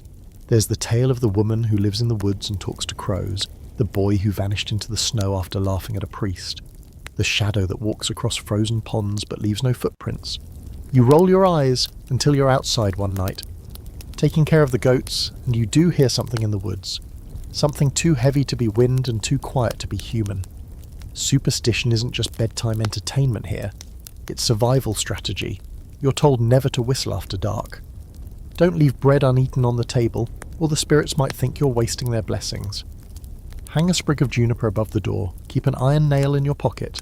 If your fire goes out suddenly, it means something's watching. If the dog howls 3 times before dawn, someone's going to die.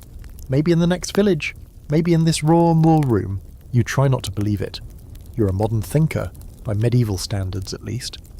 But after 4 months of bone-cracking cold, 3 consecutive nights of whispery dreams, and one too many neighbours telling you don't go past the ash tree after dark, it gets harder to scoff.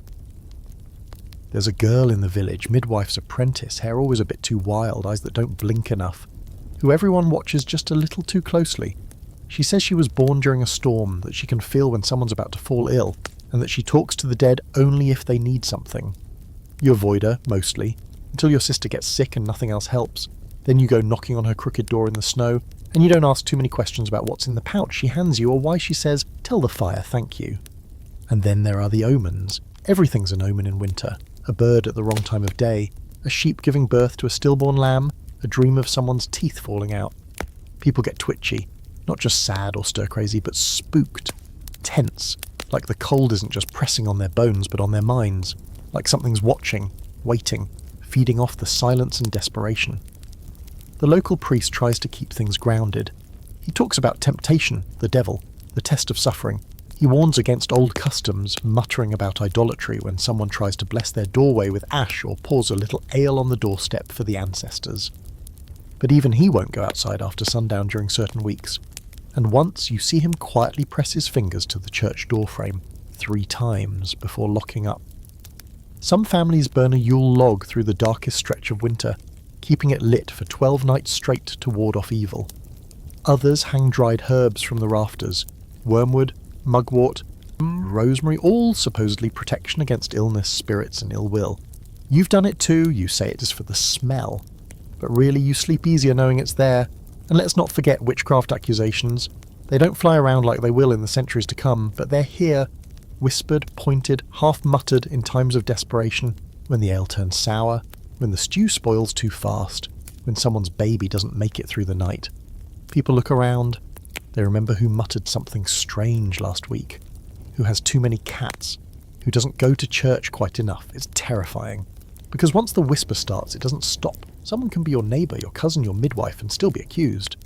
You know what happens next. Sometimes just shame, exile. But in bad winters, when people are desperate enough, darker things happen.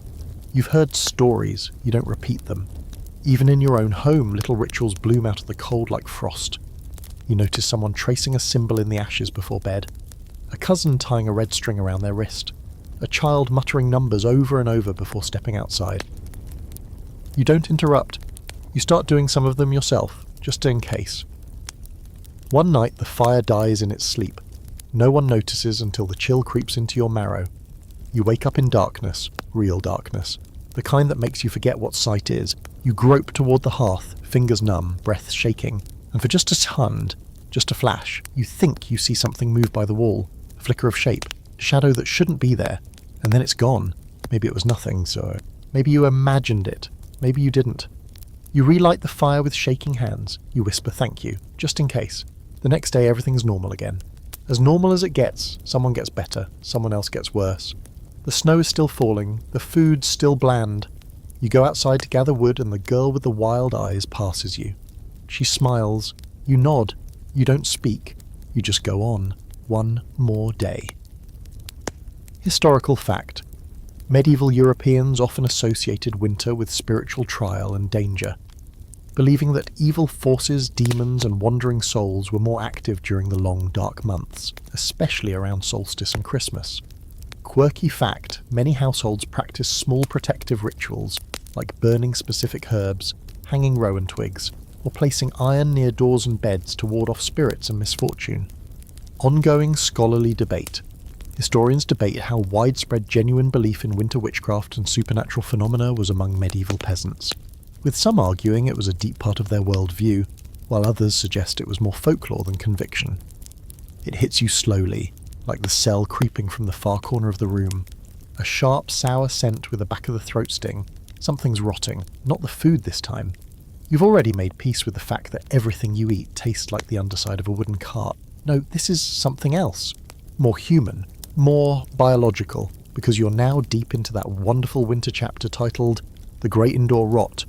You've been cooped up inside for weeks with your family, your neighbours, your livestock, and an entire ecosystem of invisible life forms that thrive in damp, dark, unventilated spaces. The floor is packed earth, topped with straw that was clean in October, and now functions more like a compost heap. Add the constant humidity from breath, stew, and goat-based chaos, and what you get is a home that's less cosy and more controlled biological decay. No one's bathing, obviously. You knew that already. But the longer the winter stretches, the more you realise that people don't just get dirty. They transform. Layers of grime harden into second skins. Faces are streaked with soot and the faint crust of dried tears. Hair becomes a mystery texture. Your own scalp feels like it might sprout mushrooms if left unchecked. And the smell? It's just you now. A pungent mix of sweat, smoke and regret. Linen shifts turn yellow. Socks become foot-shaped relics of suffering.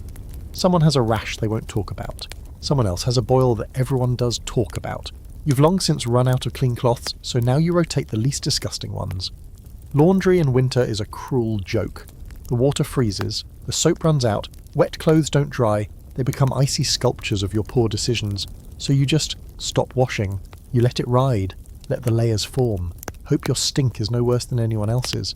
But it's not just dirt. There's actual sickness that comes from this level of filth. Skin infections, eye inflammations, weird rashes. You scratch at your arm and feel the flaky edges of something that might be healing or might be festering. It's hard to tell anymore. Someone in the house has pink eye. Someone else has a cough that smells sweet in that wrong kind of way. The line between unclean and unwell has dissolved entirely. And then there are the feet. The feet are a war crime. Trapped in damp wrappings, caked in mud and straw, soaking in their own sweat for days at a time. Blisters get infected, toenails go rogue, someone's foot is literally rotting, and the smell is so bad you joke about cutting it off, until someone else suggests it seriously. You start sleeping with your own feet tucked as far from other people's as possible, even if it means curling like a dead spider. To manage the rot, people try what they can. Herbs stuffed into shoes, grease rubbed into cracked skin. Someone insists that a paste of ashes and goose fat cures everything. Another swears by a boiled nettle tea that burns going down and makes you cough up something concerning. You try a clove of garlic on a string around your neck. It does nothing, but you now smell like a poorly seasoned stew. You've heard of houses with fewer people, more space, better ventilation. You dream of them. Houses with floors made of stone, with chimneys, with privies that aren't a hole in the corner covered by a barrel lid. But that's not your life. Your life is the slow, grinding funk of a dozen souls trying not to mould from the inside out. And yet, weirdly, you adapt. Your sense of smell dulls. You stop noticing the general stench unless something new joins the mix. You learn to identify illnesses by scent alone. You accept that hygiene is a seasonal concept, one that returns with warmer weather, running water, and the ability to stand naked outside without becoming a cautionary tale. Every once in a while you catch a whiff of fresh air, like when the door blows open unexpectedly or someone comes in from outside with snow still clinging to their cloak. That smell, cold and clean and sharp, feels like a memory of another world. You inhale deeply, almost choking on it, then watch as it's swallowed up by the smoke and body heat. Gone. Sometimes people try to clean, not the way you'd think. There's no soap, no mop, no lemon-scented anything. Just sweeping out the worst of the straw, pouring hot water on the floor, maybe scattering some dried herbs or ashes around the hearth to cover the smell. It helps, for about 3 hours. Then it's back. The great indoor rot always returns. The worst is when someone has an open wound. That's when the rot turns dangerous. There's no sterile bandages, no antiseptic. You pack the cut with honey or wine, tie it off with linen that's been rinsed in cold water and a silent prayer. If you're lucky, it scabs. If not, well, you've seen what happens. The red streak climbing up the leg, the fever that won't break, the smell that changes from human to something else entirely. And yet miraculously, some people don't just survive, they thrive. The old woman in the corner never bathes, eats mostly onion broth, and somehow hasn't coughed once all winter. The blacksmith's son rolled in the mud last week, scraped his arm open, and it's already healing. You stare at your own blistered hands and wonder if it's just luck, bloodline, or some ancient immunity forged by years of eating things that should not have been eaten. At night, you curl up under your cloak, swaddled in filth and smoke and noise, and you find yourself humming a tune you don't remember learning. The goat sneezes, the fire pops, the wind groans through the shutters, and despite the stink, the squalor, the itch behind your knee that's either nothing or a fungus about to start its own religion, you drift off. Because this is just life now, and somehow, against all odds, you're still part of it. Historical fact, medieval peasants had limited means to stay clean in winter, with rare access to warm water or soap. Bathing was infrequent, especially during cold months, leading to widespread skin conditions and infection risks. Quirky fact, some people in the Middle Ages believed that layering dirt on the skin actually protected against illness, creating a sort of grimy barrier between the body and the corrupt outside air. Ongoing scholarly debate.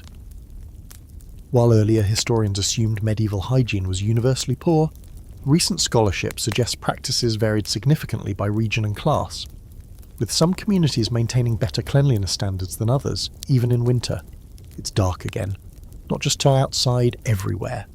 The kind of dark that feels thick, like a weight sitting on your chest. The fire is down to coals, your candles burned out, and you're all sitting in a room full of people, yet somehow the shadows make it feel like you're the only soul alive. Welcome to the medieval night, where the sun clocks out early, the moon barely shows up for work, and you're left squinting through gloom with one candle for 4 people. You huddle by the hearth, the last glow of the embers flickering low. No one wants to waste the firewood. It took 2 hours to drag those half-frozen branches in from the edge of the woods, and they'll burn in 20 minutes flat. So instead, you rely on candlelight, if you're lucky enough to have one, which tonight you are. A single lump of tallow stuck in a rough little holder made from bent tin and wishful thinking. Tallow candles are not romantic, they're made from animal fat and they smell like it. A strange greasy funk, like something halfway between stew and regret. They smoke, they drip, and they sputter every time someone opens the door, but you treat that candle like royalty, because without it the dark takes over, fully. And the dark in a medieval winter house isn't cosy, it's unrelenting. You gather close, literally. 4 people leaning in, their faces thrown into long, flickering shadows as they try to stitch, read, or simply watch the flame like it might perform a miracle. Someone's mending hose with a bone needle and hands too numb to work fast. Someone else is picking lice from their collar by feel alone. There's no chatting. Talking wastes breath, and every breath fogs up the air around the flame. Books are rare, of course. If there's any reading, it's a worn prayer leaf passed down through the family, held together with thread and faith. You take turns mouthing the Latin words slowly, barely understanding them, but feeling something sacred in the rhythm. It's not about comprehension, it's about comfort. About doing something, anything with your mind while your body sits still and waits for warmth or sleep or morning, whichever comes first. Most nights, though, there's no reading, no mending, just sitting, letting the dark press in, letting your eyes adjust or trying to. There's a certain point where your vision stops improving and just gives up. You sit in the inky quiet, the candle burning low, your mind wandering into corners you didn't even know it had. Sometimes stories break the silence. Low, quiet voices recounting old legends, saints' miracles, or strange local tales about creatures in the woods and lights that dance on the frozen river. You tell each other about the headless man who visits barns, about the woman who turned into smoke, about the time someone's uncle saw the Virgin Mary in a loaf of bread. It doesn't matter if they're true. They pass the time. There's a fear that lives in this darkness, though. Real or imagined, it hangs in the air. A creak in the rafters. And your heart jumps. Was it a rat? A log shifting? Something else? You tell yourself you're not afraid, you're used to it, but you still keep the candle between you and the door, just in case. You don't waste wax. When the candle gets low, you pinch the wick and save what's left for the next evening. Some nights there's nothing to light at all. Then it's firelight or nothing. You sit in full dark, your ears doing most of the work. You know the difference between a sigh, a cough, and the soft tap of something falling from the rafters. Every sound means something. Every sound could mean too much. When you do sleep, it's early. Not because you want to, but because there's nothing else to do. Darkness sets in before supper, and unless someone's feeling bold enough to sing or tell a tale, you crawl into the pile of blankets and bodies and shut your eyes, hoping the hours pass without interruption. But the dark doesn't leave you alone. Dreams come vivid and strange. Nightmares slip into your mind like smoke through the roof. You wake up and forget where you are for a second, just a heartbeat of panic, of not knowing if it's night or forever. You reach out, feel a foot, a knee, a goat. Okay, still here. Some richer households have oil lamps or multiple candles. You've seen them flickering from the manor windows like beacons of unreachable luxury. Multiple sources of light in a single room? Madness. You'd weep with joy. Instead, you squint by one candle, sharing its yellow glow with 3 other miserable souls who are also wondering if the goat just farted again. In the dead of night, if you're lucky, the moon peeks in through a gap in the roof that's not supposed to be there. It casts just enough silvery light to see the shape of the hearth, the edge of a stool, the curved horn of the cow sleeping near the back wall. You let yourself believe the moon is watching over you. Soft, quiet, impartial. You whisper a thank you and fall asleep again. By morning, the candle is spent, the coals are barely warm, and your eyes ache from the strain of squinting through darkness. But you made it through another night. Another stretch of blind silence. Another long episode of medieval blackout theatre, starring you and the flickering flame. Historical fact. Most peasants had limited access to candles during winter. Tallow candles were cheap but smelly, while beeswax candles were a rare luxury used mostly in churches or by the wealthy. Quirky fact, some medieval people used rushlights, thin rushes dipped in tallow, as cheap short-burning alternatives to candles, though they only lasted 10 to 15 minutes and needed constant replacement. Ongoing scholarly debate. Historians continue to explore how much time medieval peasants actually spent in darkness, and how this shaped their sleep patterns, with some suggesting a natural 2-sleep cycle, where people woke for an hour or two in the middle of the night before returning to sleep. There are things you can get used to in this life. Hunger, cold, the sound of goats chewing next to your head at 3 a.m.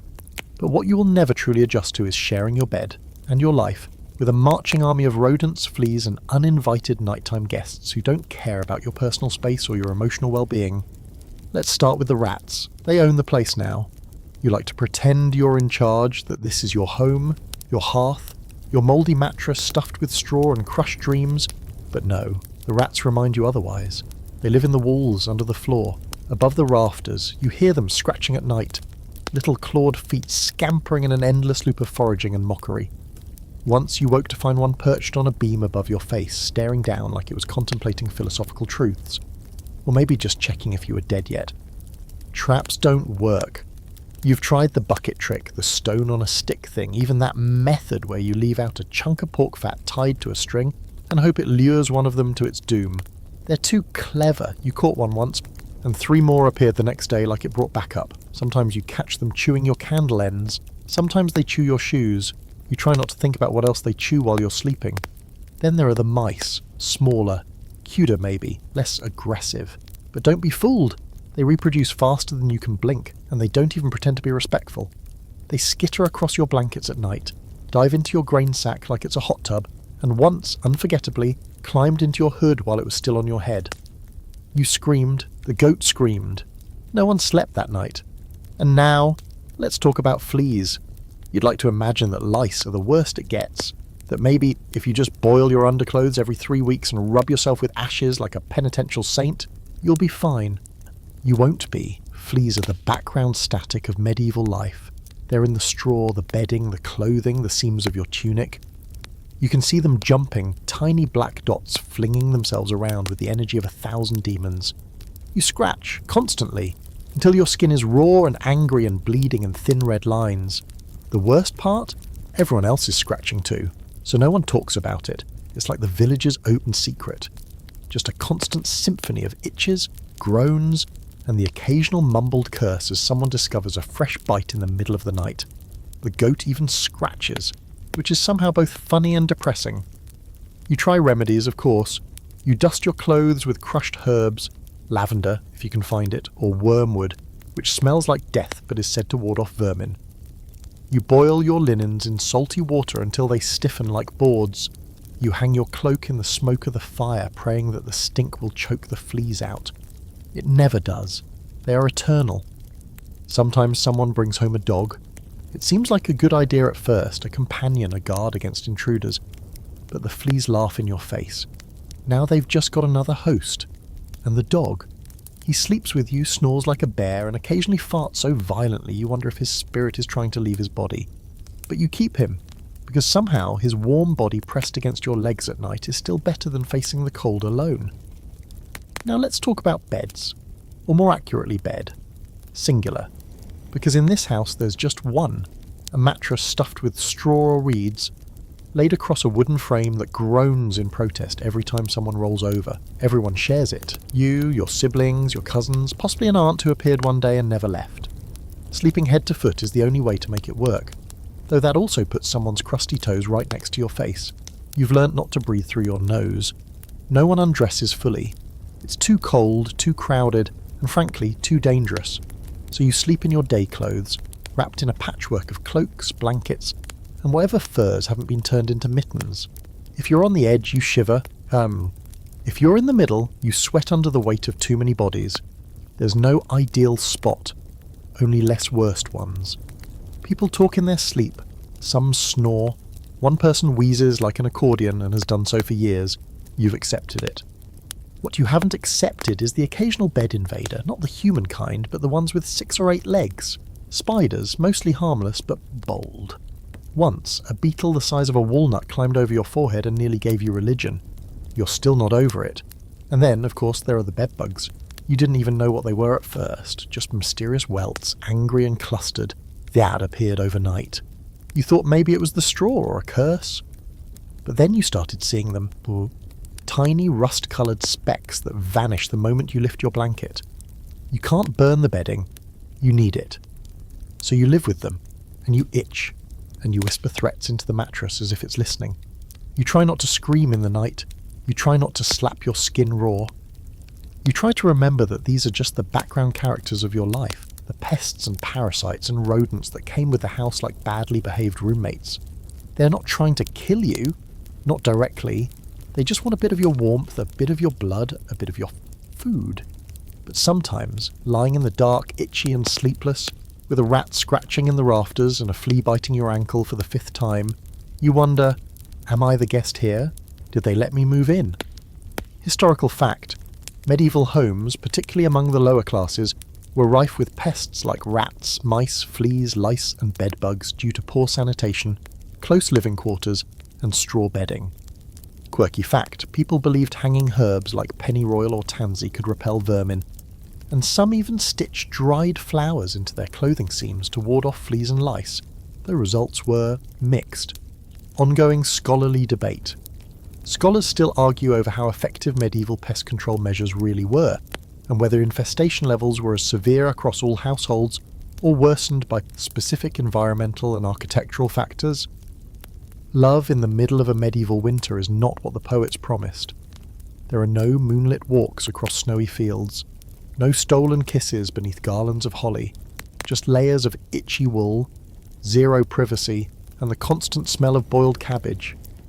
And yet somehow, against all odds, and basic hygiene, people still fall in love, or at least something vaguely resembling love, cobbled together from shared hardship and the occasional accidental eye contact across a pile of firewood. Romance in this context is subtle. It has to be. You're never alone. You sleep in a room with 6 other people, 2 goats and a chicken who does not respect personal boundaries. There are no long, flirty conversations or candlelit dinners. There's gruel, there's the smell of wet straw, there's the unending chorus of coughs and snoring. You make do. It might start with a glance, across the fire, over a shared bowl of stew, or while handing someone a splintery mug of ale. You notice a smile, a laugh, the way their hair sticks up from sleeping in a hat all night. It's not glamorous, but it's real. You're all human after all, and even in the middle of frostbite season, your heart hasn't frozen completely. Physical affection is complicated. You want to hold someone's hand, but both of your hands are wrapped in so many layers they resemble mummified oven mitts. You might lean in close by the fire, your cloaks brushing. Maybe your knees touch briefly under the table. Sparks fly, not romantic ones, literal ones, from the fire when someone throws on damp wood. You both flinch and pretend it didn't scare you. But for all its awkwardness, there's something intimate about surviving together. About the unspoken connection that builds when you're helping someone thaw their frozen boots or rubbing balm on their cracked knuckles. You notice small things. The way they stir the soup with their left hand, or how they hum tunelessly while mending a tear. These moments become your love letters, scribbled in gestures rather than ink. If you're lucky, there's a shared bed. Not that it's your own, it's communal, like everything else, but maybe you end up sleeping side by side. Maybe your feet find each other in the dark, cold against cold, and maybe one night they lend you their extra cloak or shift closer, and you pretend it's just for warmth. You both know it's not, but no one says anything. The goat's already watching anyway. There's no privacy for whispering sweet nothings. The walls are made of daub and gossip. If you even think about sneaking off, someone will notice, and then it's all over the village in less than a day. Did you hear?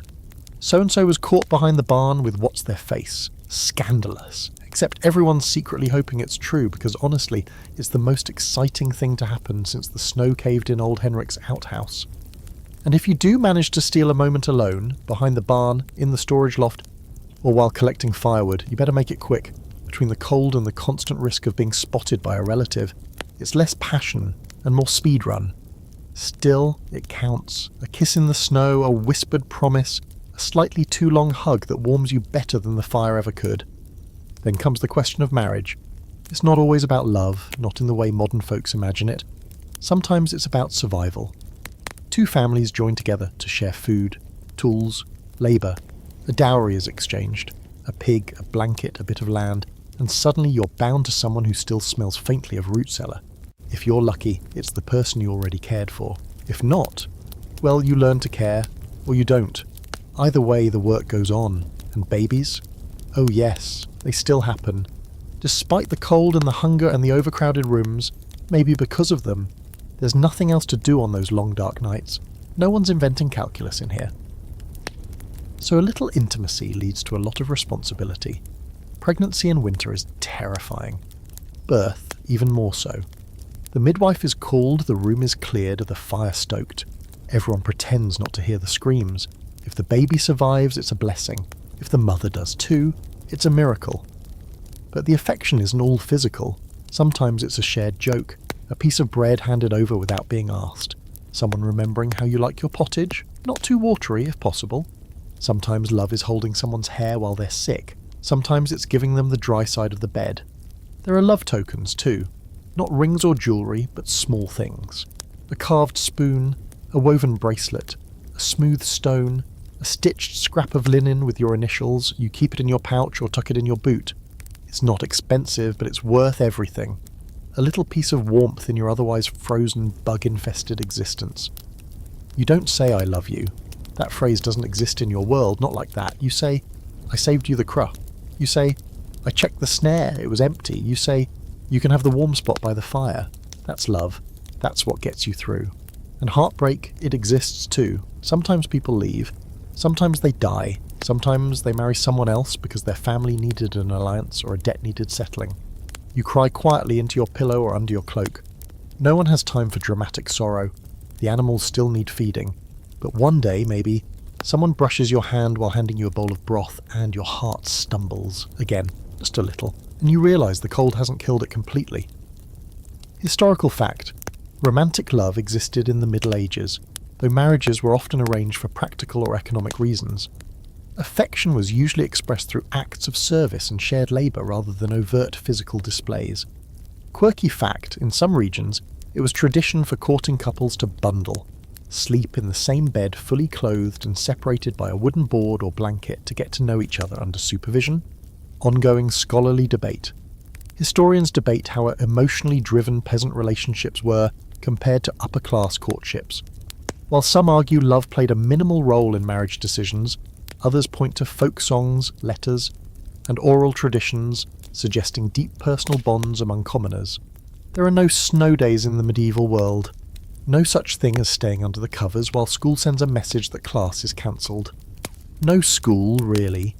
No covers, unless you count the scratchy wool blanket that smells like old soup and whatever the goat did last week. If you're a child in winter, you're not studying, you're surviving. You wake up to the sound of adults grumbling about the fire going out again. Someone's already up poking the coals with a stick like it insulted their mother. The air is freezing, your breath hangs like smoke, and your fingers are too stiff to properly rub the sleep from your eyes. You don't yawn. You can't yawn. Your face feels frozen at the edges. Welcome to childhood. There are no toys scattered around the room, no crayons, no stuffed animals. Maybe there's a small carved figure you or your older sibling made last year, his arms worn smooth by hundreds of anxious thumb strokes. Maybe there's a knucklebone from a sheep polished from play. But mostly the only things you get to touch are tools, chores, and whatever part of your clothing needs mending again. Your first job of the day, exist quietly. Don't cry, don't whine, and definitely don't get in the way of the adults who are already one piece of bad news away from losing it. You learn quickly that being helpful gets you more food, or at least fewer glares. So you shuffle over to the corner and start brushing off the dried mud from yesterday's boots. Not because anyone asked you to, you just know. Older kids have real work. They haul water, chop kindling, clean up after the animals, which involves a shovel, a bucket, and a level of composure you have yet to develop. You're too small for that right now, so your chores are light, feeding chickens, turning straw, keeping the toddler from sticking its fingers into the hearth. You do your best, you mess up, someone shouts, you cry silently and try again. The cold makes everything harder. Gloves are for adults, and only if they're lucky. Your fingers are wrapped in cloth that once belonged to a curtain. Your shoes are stuffed with straw and prayers. The wind sneaks in through every gap in the house, and you've learned to walk without ever fully uncurling your toes. Sometimes there's play, but never just for the sake of it. It's tucked into the edges of work. You race your sibling to the well. You pretend the snow-covered logs are wild animals that must be tamed. You slide down a frozen hill on a broken plank and scrape your knee open, then limp back without telling anyone because there's no sympathy, only salt water and scolding. Other days, if you're lucky, the older kids invent games to pass the time. They flick pebbles into holes carved in the dirt floor. They toss bits of cloth tied with string like makeshift balls. They draw pictures in the soot on the wall, then quickly wipe them away if an adult walks by.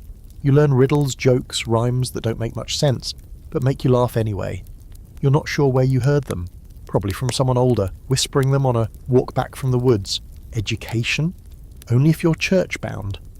Maybe the priest lets you sit in on lessons with a few other boys, if your family's in his favour.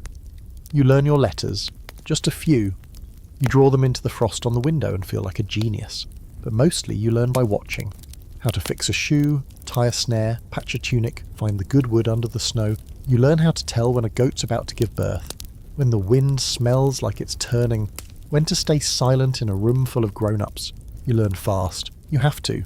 Childhood isn't a protected season here. It's just a smaller version of adult life with worse shoes. You still carry things, still work, still get sick. There's no magical immunity from the hard stuff. If your fingers get frostbitten, they're gone for good. If you catch something nasty, there's no doctor. Just hot broth and hope. And when the little ones cry, you're the one holding them, telling them it's okay, that they'll be warm soon, that the fire will come back. You're barely past the crying age yourself, but now you're someone's comfort blanket. You hum old songs, you wrap them in the softer end of your scarf, you sit by the fire and pretend you're not just as scared. When night falls, there's no bedtime story, unless someone's in the mood to share a legend or a hymn. You press up against the bodies next to you, soak in the heat, and listen to the room groan and settle around you.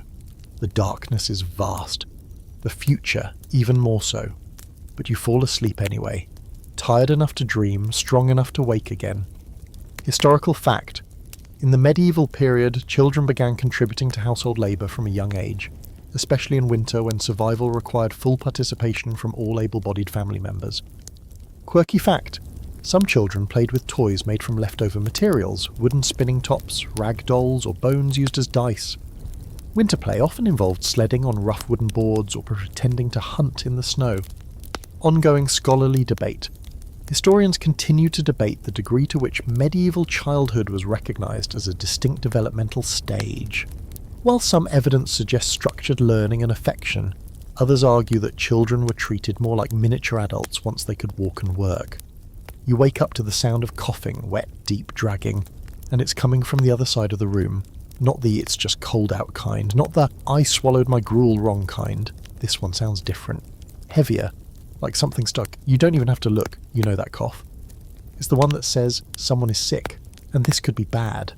The room is already cold, the fire burned low overnight again, and no one dared to get up in the dark to stoke it. You pull your cloak tighter and glance toward the sound. It's old Marta, the neighbour, who started sleeping on your floor after her roof caved in last week. She's hunched over on the straw mat, her skin pale, breath laboured. Someone placed a damp cloth on her forehead in the night, but it's already dry and stiff. You can smell the fever. There's no doctor coming.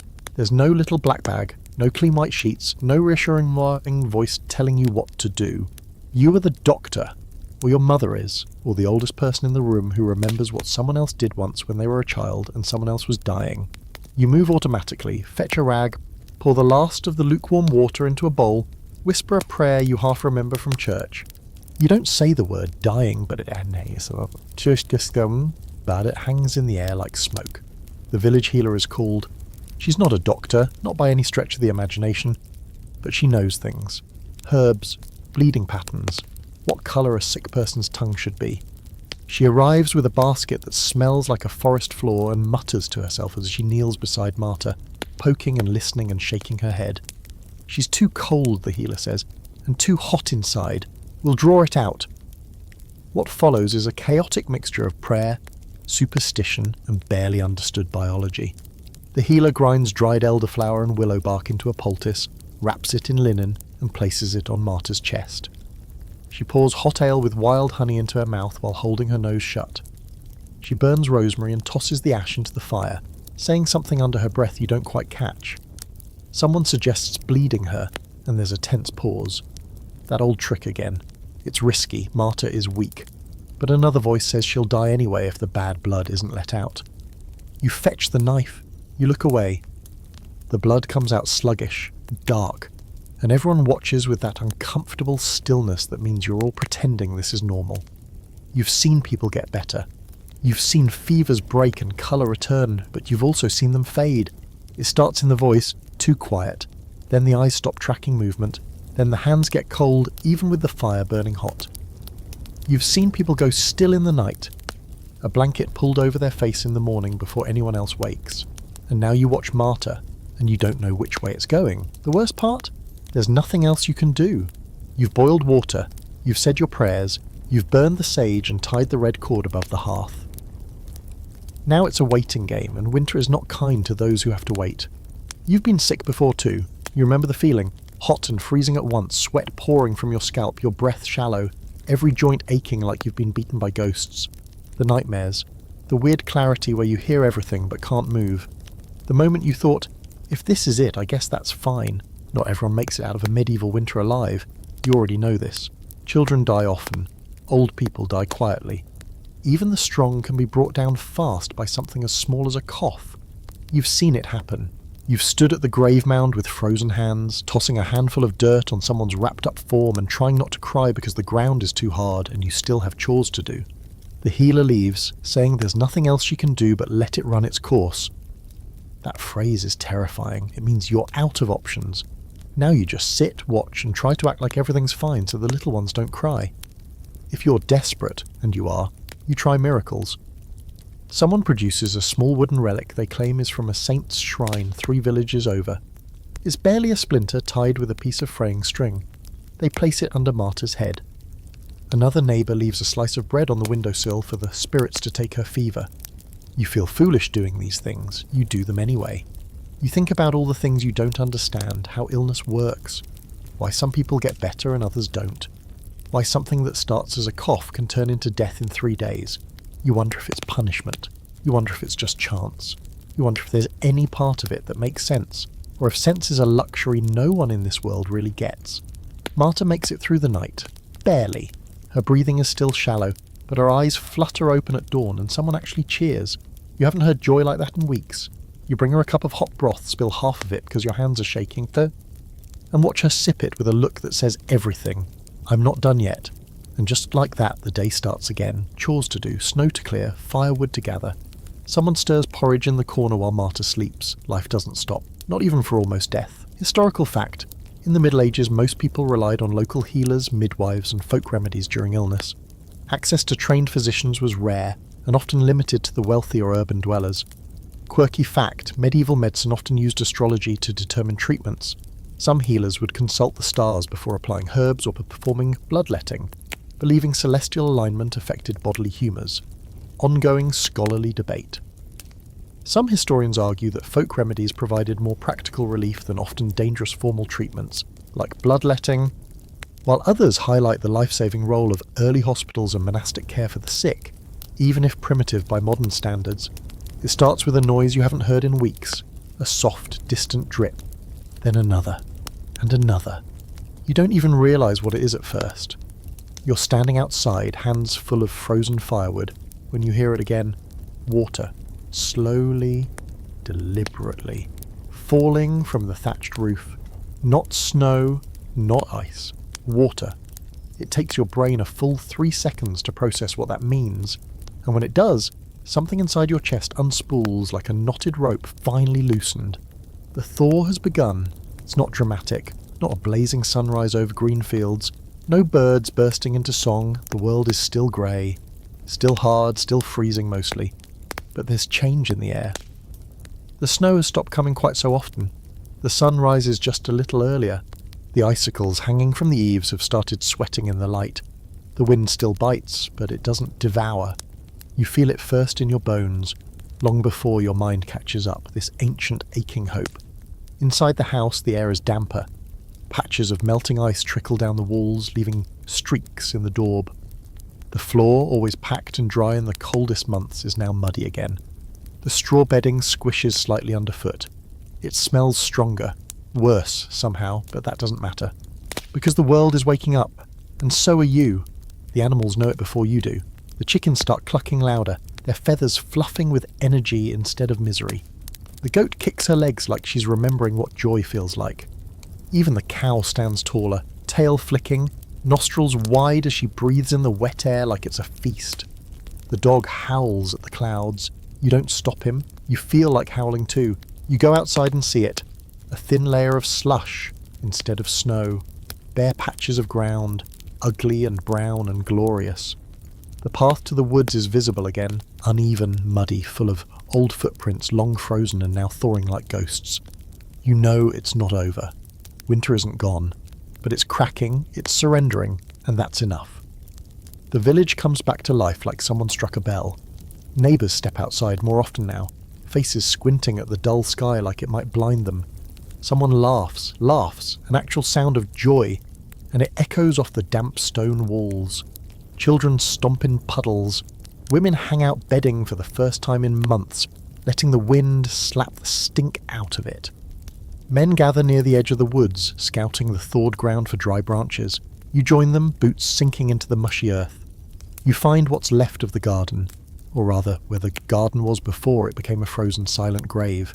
Now it's a mess. Twisted stalks, rotted roots, frost-bitten cabbage leaves that look like someone's cursed hair.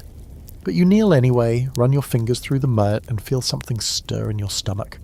Hunger, yes, but also the other thing. The thing that's harder to name.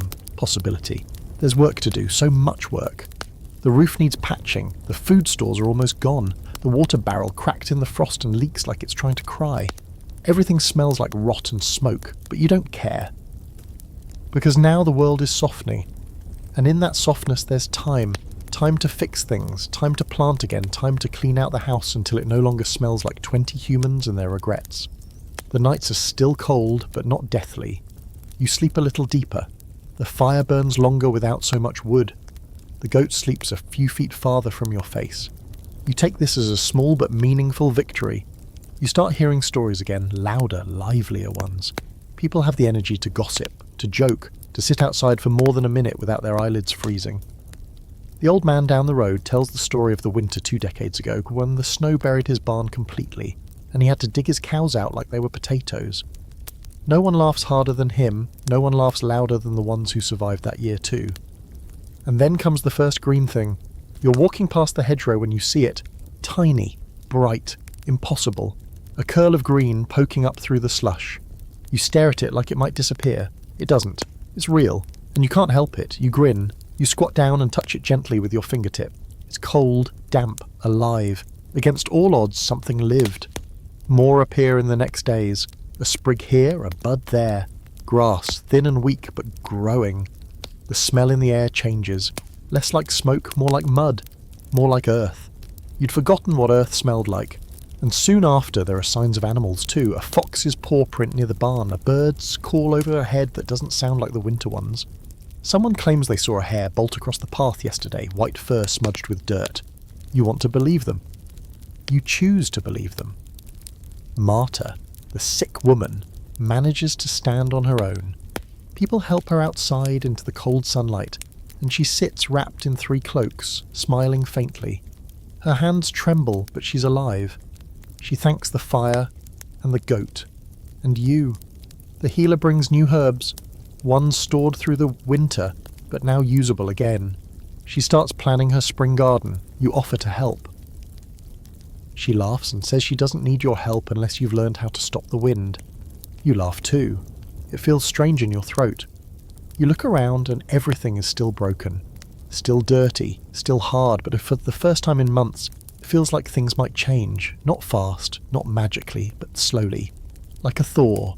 And in the back of your mind you start thinking, maybe next year we'll be ready. Maybe next year it won't be so bad.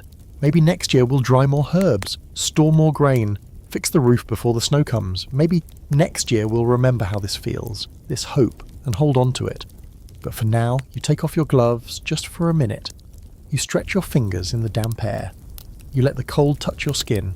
It doesn't burn, it doesn't bite, it just lingers. You breathe in, and the air doesn't taste like wood smoke anymore. It tastes like the world is waking up. Historical fact. The arrival of the spring thaw was a pivotal moment for medieval villagers, signalling the return of mobility, access to fresh water, and the beginning of preparations for planting season after months of scarcity. Quirky fact, some communities celebrated the first thaw with small rituals, like hanging greenery over doorways, dancing barefoot in the mud, briefly, or offering thanks to saints believed to protect the land from frost. Ongoing scholarly debate. Scholars debate how much seasonal awareness medieval people had in terms of psychological and emotional cycles, whether they experienced something like seasonal affective disorder, or if communal life and the religious rhythm offset it in ways we no longer fully understand. The thaw lied to you. It seduced you with dripping rooftops and squelchy mud underfoot, convinced you that the worst had passed, that winter was crawling back to its cave for another year of brooding. You believed in the promise of green, of growth, of rebirth. And now here you are, standing ankle-deep in brown slush, soaked to the bone. and watching your cow's body float past your front door like some bloated sacrifice to a very unimpressed weather god. Spring is not salvation, it is chaos. Everything is wet. Everything. The ground is no longer frozen, but it's not soil either. It's soup. Your boots squish with every step. The path to the well is a death trap. The fields are unusable, the garden is still a graveyard, and every single thing you try to pick up is either soggy, mouldy, or moving. The great unfreezing has begun, and with it comes all the problems the snow had politely hidden for the last 4 months. The latrine pits overflow. Remember how convenient it was to just dig a hole in frozen ground? Yeah, not anymore. The moment the frost lifts, it all rises. The smells, the waste, the things you swore were long buried. And not just in your yard. The entire village becomes a nose-level monument to human misery. People walk around with cloths over their faces, muttering curses into the wind, and then come the diseases. Not the winter kind, the quiet, creeping fevers. No, spring brings the bubbly, oozy, gut-twisting sort. The water's contaminated. The food stores have turned. That hunk of cheese you were saving for a celebration? Fuzzy now, blue and green, and not in a gourmet way. You bite into a shriveled apple and find a worm waving back at you like it lives there. Because it does. You get the chills, then the sweats, then the cramps. The healer calls it spring sickness, and it's basically just your body rebelling against everything you've put into it for the last season. Mouldy grain, frozen roots, questionable water, and absolutely no vitamins. You're lucky if you still have teeth at this point, and if you do, they probably ache. Or wiggle, or quietly fall out while you're gnawing a hunk of stale bread. And let's talk about the animals. All winter long you nurtured them like fragile royalty, shared your heat, rationed their food, whispered prayers into their fur. And now, when you thought they'd flourish, half of them die anyway. The old hen keels over, the goat refuses to eat. The cow, well, the cow is gone. That flood that washed through your barn like an act of wrath took her, and now you're left with her hoof sticking out of the ice like a warning sign. The mud is relentless. It sucks off your shoes, it eats your tools. You drop a bucket and it disappears like you buried it on purpose. You dig for it with your hands, only to find something else, something soft and suspiciously toothy. You don't investigate further. Even the house turns against you. The thawed roof leaks, the walls sweat, the straw in your bedding never dries, and now your pillow smells like an armpit married a compost heap. You try to air things out, but the breeze carries more rot than relief. Every blanket, every shirt, every sock is clammy. There is no dry left. Only degrees of damp. And just when you think it can't get worse, it does. The rivers flood, the bridges collapse. The road to the next village becomes a slick, impassable ribbon of death. Trade halts, the carts don't come, the travelling priest doesn't come, you're stuck again. With no bread, no beer, no candle wax, and no patience. Hope shrivels like last year's turnips. You remember that bit of optimism you felt when you saw the first green bud? That sweet, naive warmth that maybe you could start planting soon. Not happening. The ground is too wet. Your tools are rusted. You try to turn the soil and bring up nothing but fat worms and sour-smelling water. You glance at the seed bag like it's a joke. What are you going to do with seeds in a swamp? And yet you keep going. You have to. You prop up the sagging roof with a warped beam. You dig ditches to guide water away from the hearth. You scoop out the mud from the barn with a broken spoon because the shovel snapped last week. You boil everything before you drink it. You stop asking what's in the soup. You get up each morning and squint into the grey sky, hoping, no begging, for one full day of sun. Some people lose it. You see a man throwing buckets of dirt into the air, screaming that he's teaching the ground a lesson. You don't blame him. Another woman spends the entire afternoon sitting in the middle of a flooded field, singing to her cabbage patch like it's going to rise from the grave. Again, no judgment. But slowly, painfully, things settle. The water starts to retreat. The muck dries to crust. You find your bucket somehow. The healer's potion helps your stomach a little. You manage to dry your tunic by the fire and it doesn't smell like death anymore. Just strong onions. It's an improvement. You patch the chicken coop, you bury the cow's hoof, you check the sky for birds, and one morning the air smells different. Not like rot, not like mildew, but like earth, fresh, real earth, you dare to believe again. Historical fact. The spring thaw was one of the most dangerous periods in the medieval year, often bringing floods, disease outbreaks from stagnant water and spoiled food, and further delays in planting crops. Quirky fact: in some parts of Europe, villagers performed spring banishing rituals, like whipping the ground with branches or dragging effigies of winter through the streets before burning them to encourage better weather and dispel bad luck. Ongoing scholarly debate. Historians discuss whether the spring crisis was universally devastating or more severe in certain regions, with factors like drainage, elevation, and community storage methods making huge differences in survival outcomes. You've made it to late spring, and in a way, that feels like a miracle. Not the glowing, haloed kind, the kind where you're sitting on a damp log staring at your raw, dirt-caked hands and thinking, somehow I didn't die. Your legs hurt. Your back is one long knot of regret. You smell like wet leather and onion, and your boots haven't been dry since Candlemas. But you're here. The ground is thawed, the air is warm, and planting season has finally begun. You don't ease into it. There's no gentle transition, no warm-up exercises. The moment the fields dry just enough not to suck off your shoes, the whole village throws itself into the earth like it's been possessed. There's urgency now, real pressure. The food stores are low, painfully low, and you need to grow things before hunger turns from an inconvenience to a full-blown crisis. Again. First comes the breaking of the soil. You and everyone else with a usable spine and a vaguely sharpened tool go to work, hacking at the land like it owes you money. It's clumped and heavy from all the frost. Every stroke of the hoe sends a jolt through your arms. If you're lucky, your neighbour has an ox and you can help with the ploughing, but if not, it's all manual. All sweat. You've barely eaten in days and you're out here turning soil with the strength of spite alone. Then it's time to plant. You don't have choices. You don't flick through a seed catalogue and pick heirloom tomatoes or organic kale. You plant what might keep you alive. Rye, barley, beans, onions if you've got them. Maybe cabbage. Always cabbage. The humble, bitter vegetable that somehow survives everything and haunts your dreams. Every seed is precious. You hold them like they're gold.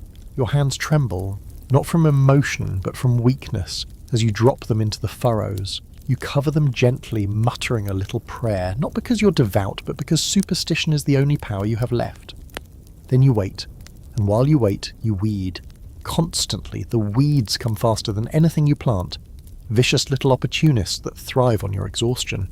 You crawl through the rows on your knees, pulling them with numb fingers, mumbling curses at them like they can hear you. Sometimes they look exactly like your crops. Sometimes you yank the wrong one. You cry, you keep going. There's joy in it, weirdly. Between the blisters and the aching joints and the constant squinting into the sun, there's a flicker of peace, the rhythm of it, the movement, the quiet understanding between you and the soil that this is the deal. You feed it, it feeds you if you're kind and if the rain comes, if the rats don't eat everything first. Speaking of rats, they're back, not that they ever left. But now that the food is outside, so are they. You set traps, you pray to saints, you start naming them out of spite. One bold little beast sits on your fence post like it owns the place. You make eye contact. You both know who's really in charge here. And then the bugs return. At first it's charming. A bee buzzes near your ear and you think, spring. 2 days later you're slapping at clouds of gnats while trying not to drop your watering pail. You find aphids on your cabbage, worms in your beans. There's a beetle that looks like it could commit tax fraud. You do what you can. Ash, garlic water, sheer will. But really, you're just part of the buffet. But your seedlings sprout. One by one, tiny, green, miraculous. You check them every morning like they're babies. You whisper encouragement. You threaten to them. You sob quietly when one gets trampled by a neighbour's dog. But still they grow. You build scarecrows, twigs, old tunics, some straw if you can spare it. Do they work? Probably not. But they make you feel like you're doing something. Plus, the wind makes them flap around in a way that's almost entertaining when you're too tired to feel anything else. The sun burns you, the rain forgets you. Then it remembers you too much. The fields flood and you have to dig ditches to save your onions. Then it dries out and the dirt cracks like your will to live. But through it all you keep going, because if you don't, you starve. And you've already stared that possibility in the eye this year. Once was enough. You sleep less now, you dream in rows and furrows. Your hands are permanently brown, you've stopped washing your clothes because the mud just comes back in the morning. You eat what's left, some dried peas, a turnip that rolled under the table in February. You tell yourself just a few more weeks, just until the early greens come in. Just until we taste life again. And slowly they do. The first herbs, sorrel, wild garlic, dandelion greens, you pick them like treasure, you chew them slowly, savouring every bitter, crunchy bite like it's roast goose. Your body reacts instantly. It's not joy exactly, more like stunned relief. Like your cells are waking up and going, wait, we're doing this again, where you share what little you have. A bowl of fresh greens, a pot of soup with something that might be flavour. There's laughter again. Tentative but real. Neighbours stop just to say hello, instead of just shouting about goats and debts. Someone finds a duck egg. Someone else trades a handful of dried apples for a mended boot. For the first time in months, the world feels like it's giving something back. And one evening, as the sun sinks low and the air smells more like green things than wet straw, you sit beside your tiny garden plot, arms resting on your knees, and you breathe. You let your hands go still, you let your back relax. You listen to the insects, the wind, the faint clatter of pots inside, and you realise you made it. You survived the cold, the dark, the rot, the hunger. You planted life back into the earth and it listened. It might not save you yet, but it heard you. Historical fact: late spring marked the critical period for planting essential crops in the medieval agricultural calendar. Timing was everything. Too early and frost would kill the seedlings. Too late and harvests would fail before autumn. Quirky fact: medieval farmers sometimes used plough charms, short poems or prayers recited while turning the first soil to bless the land and increase the chance of a good harvest, mixing Christian and older pagan traditions. Ongoing scholarly debate. Some historians argue that medieval peasants had a deeper ecological knowledge than previously credited, pointing to the sophisticated crop rotations, companion planting and weather tracking practices found in certain regions. There's a moment, a small one, that hits you while tying up bundles of dried herbs in the low afternoon light. You pause, blink at your dirt-covered hands and suddenly wonder, not dramatically, not emotionally, but with plain curiosity, what parts of you actually survived the winter. Because your body's still here, sure, a little thinner, a little stiffer, your hands have new calluses, your back creaks like old wood. Your clothes have been patched so many times they're more mending than fabric, but you're breathing, you're upright, you're planting, so you start to take stock in the way someone might check the shelves of a root cellar after a long season of raids. What's left of your teeth? Enough to chew the spring onions. What's left of your tools? A warped spade, 2 good knives, and 1 suspiciously bendy hoe. What's left of your family? Mostly intact. Old Marta's walking again. The toddler survived her fever. The goat had twins, and one of them seems determined to eat your laundry every single day. You can't even be mad. What's left of your mind is the real question. There's a deep tiredness in you now. Not exhaustion that comes and goes with work, but something more settled. A quiet, permanent tired that feels like it's been stitched into your bones. You're alert, functional, or even cheerful on good days, but somewhere in the back of your skull is a version of you still sitting beside a dead fire in mid-January, watching snow drift in through a broken window, wondering if it's worth getting up. But there's also something else. A stubbornness you didn't know you had. You face the absolute worst the year could throw at you. Hunger, cold, rot, disease, boredom so dense it could knock a grown man out. And that special kind of despair that blooms in silence and frost. You didn't just survive, you adapted. You figured out how to warm your socks on the stones by the hearth without lighting them on fire. You learned how to tell when your neighbour was about to steal your last carrot. You made peace with the fleas. Sort of. And in the end you didn't just hang on, you learned. You learned what kind of wood burns best, which roots store longest, which people you can count on and which ones you absolutely cannot.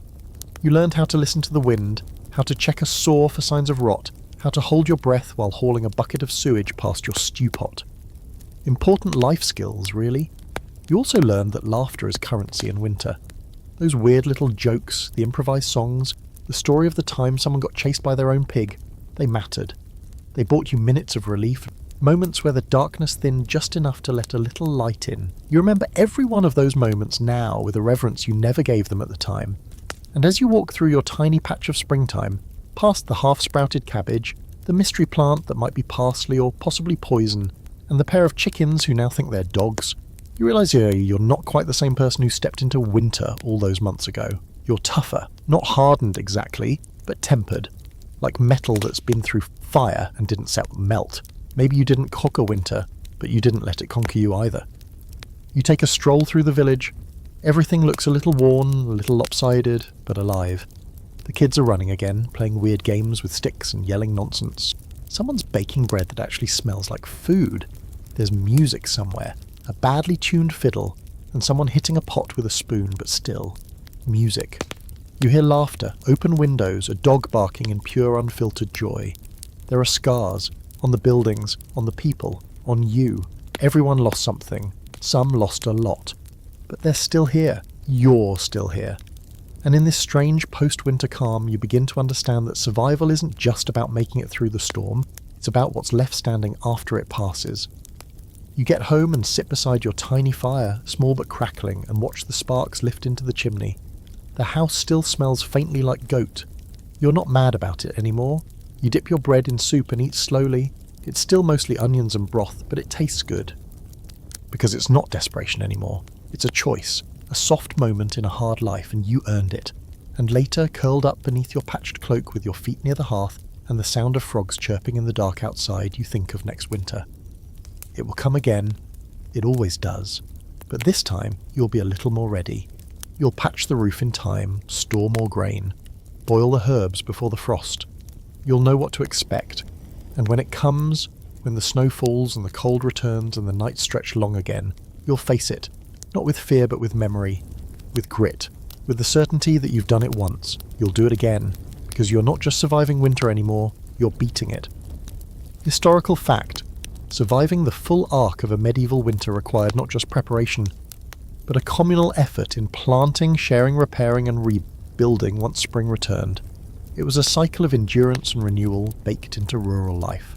Quirky fact, in some villages, survivors of a particularly harsh winter would host a feast or offer a symbolic thanks to the land, such as bearing a loaf of bread or sharing the first cooked greens with neighbours to mark their return to life. Ongoing scholarly debate. There's active discussion among medieval historians about how deeply seasonal cycles shaped peasant identity, not just in economics or farming, but in emotional resilience, communal bonds and ritual behaviour across generations. You're still lying there, full belly, worn boots by the fire, cloak pulled up to your chin, and even though the wind outside still whispers through the thatch, it no longer sounds like a threat. It sounds like breath, like rhythm, like something you've grown to understand. The glow of the fire pulses behind your closed eyelids, warming your cheeks, and for once, not in weeks or months, but ever, you're not bracing for the next disaster. You're just still. And what a strange luxury that is, in a world that never gave you permission to pause. You hear the house settling, those familiar creaks and groans that used to feel like signs of collapse, now just part of the music. The dog snores. One of the goats makes a sleepy little sneeze in its sleep. You smile at the sound. You didn't know goats could sneeze like that. A ridiculous wheezy honk. It might be the funniest thing you've heard all day. You think about everything you've endured. The frostbite scares, the collapsed roofs, the cow that didn't make it, the prayers whispered into sour bread, the time you thought the fire would die and take you with it, the way your toes felt like stone, how your stomach growled louder than the dog. And yet here you are, alive, and not just barely alive, fully. Breath in, breath out, heart beating like a drum played softly by someone who knows you're almost asleep. You didn't just wait out winter, you moved through it. You carried the weight. You made soup out of nothing. You found joy in the dark. You danced a little, maybe just with your shadow, maybe just in your head, but you danced. Outside, the frogs keep chirping. And now you can hear the night birds too. The stars are out. No one ever told them what winter took from you.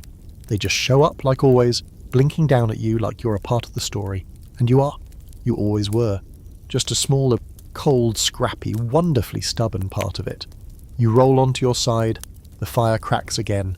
You breathe in the smell of ash and wool and maybe, just maybe, a trace of wild garlic still clinging to your hands. You pull your cloak tighter. Someone behind you shifts under the blanket pile. The world around you hums in that way it only does when you've earned your sleep. And you have. Oh, you absolutely have. So now, finally, you get to rest. Not because the world is gentle, but because you've learned how to bend with it. Because you know now that winter doesn't get the last word. You do. Close your eyes. Let the warmth settle in your chest. Let the wind speak its soft nonsense outside. Let your breath deepen and slow. You're safe. You're full. You're stronger than you were. and next time winter comes, you'll meet it head on with a full heart, smarter hands, and better firewood. Sleep well, traveller.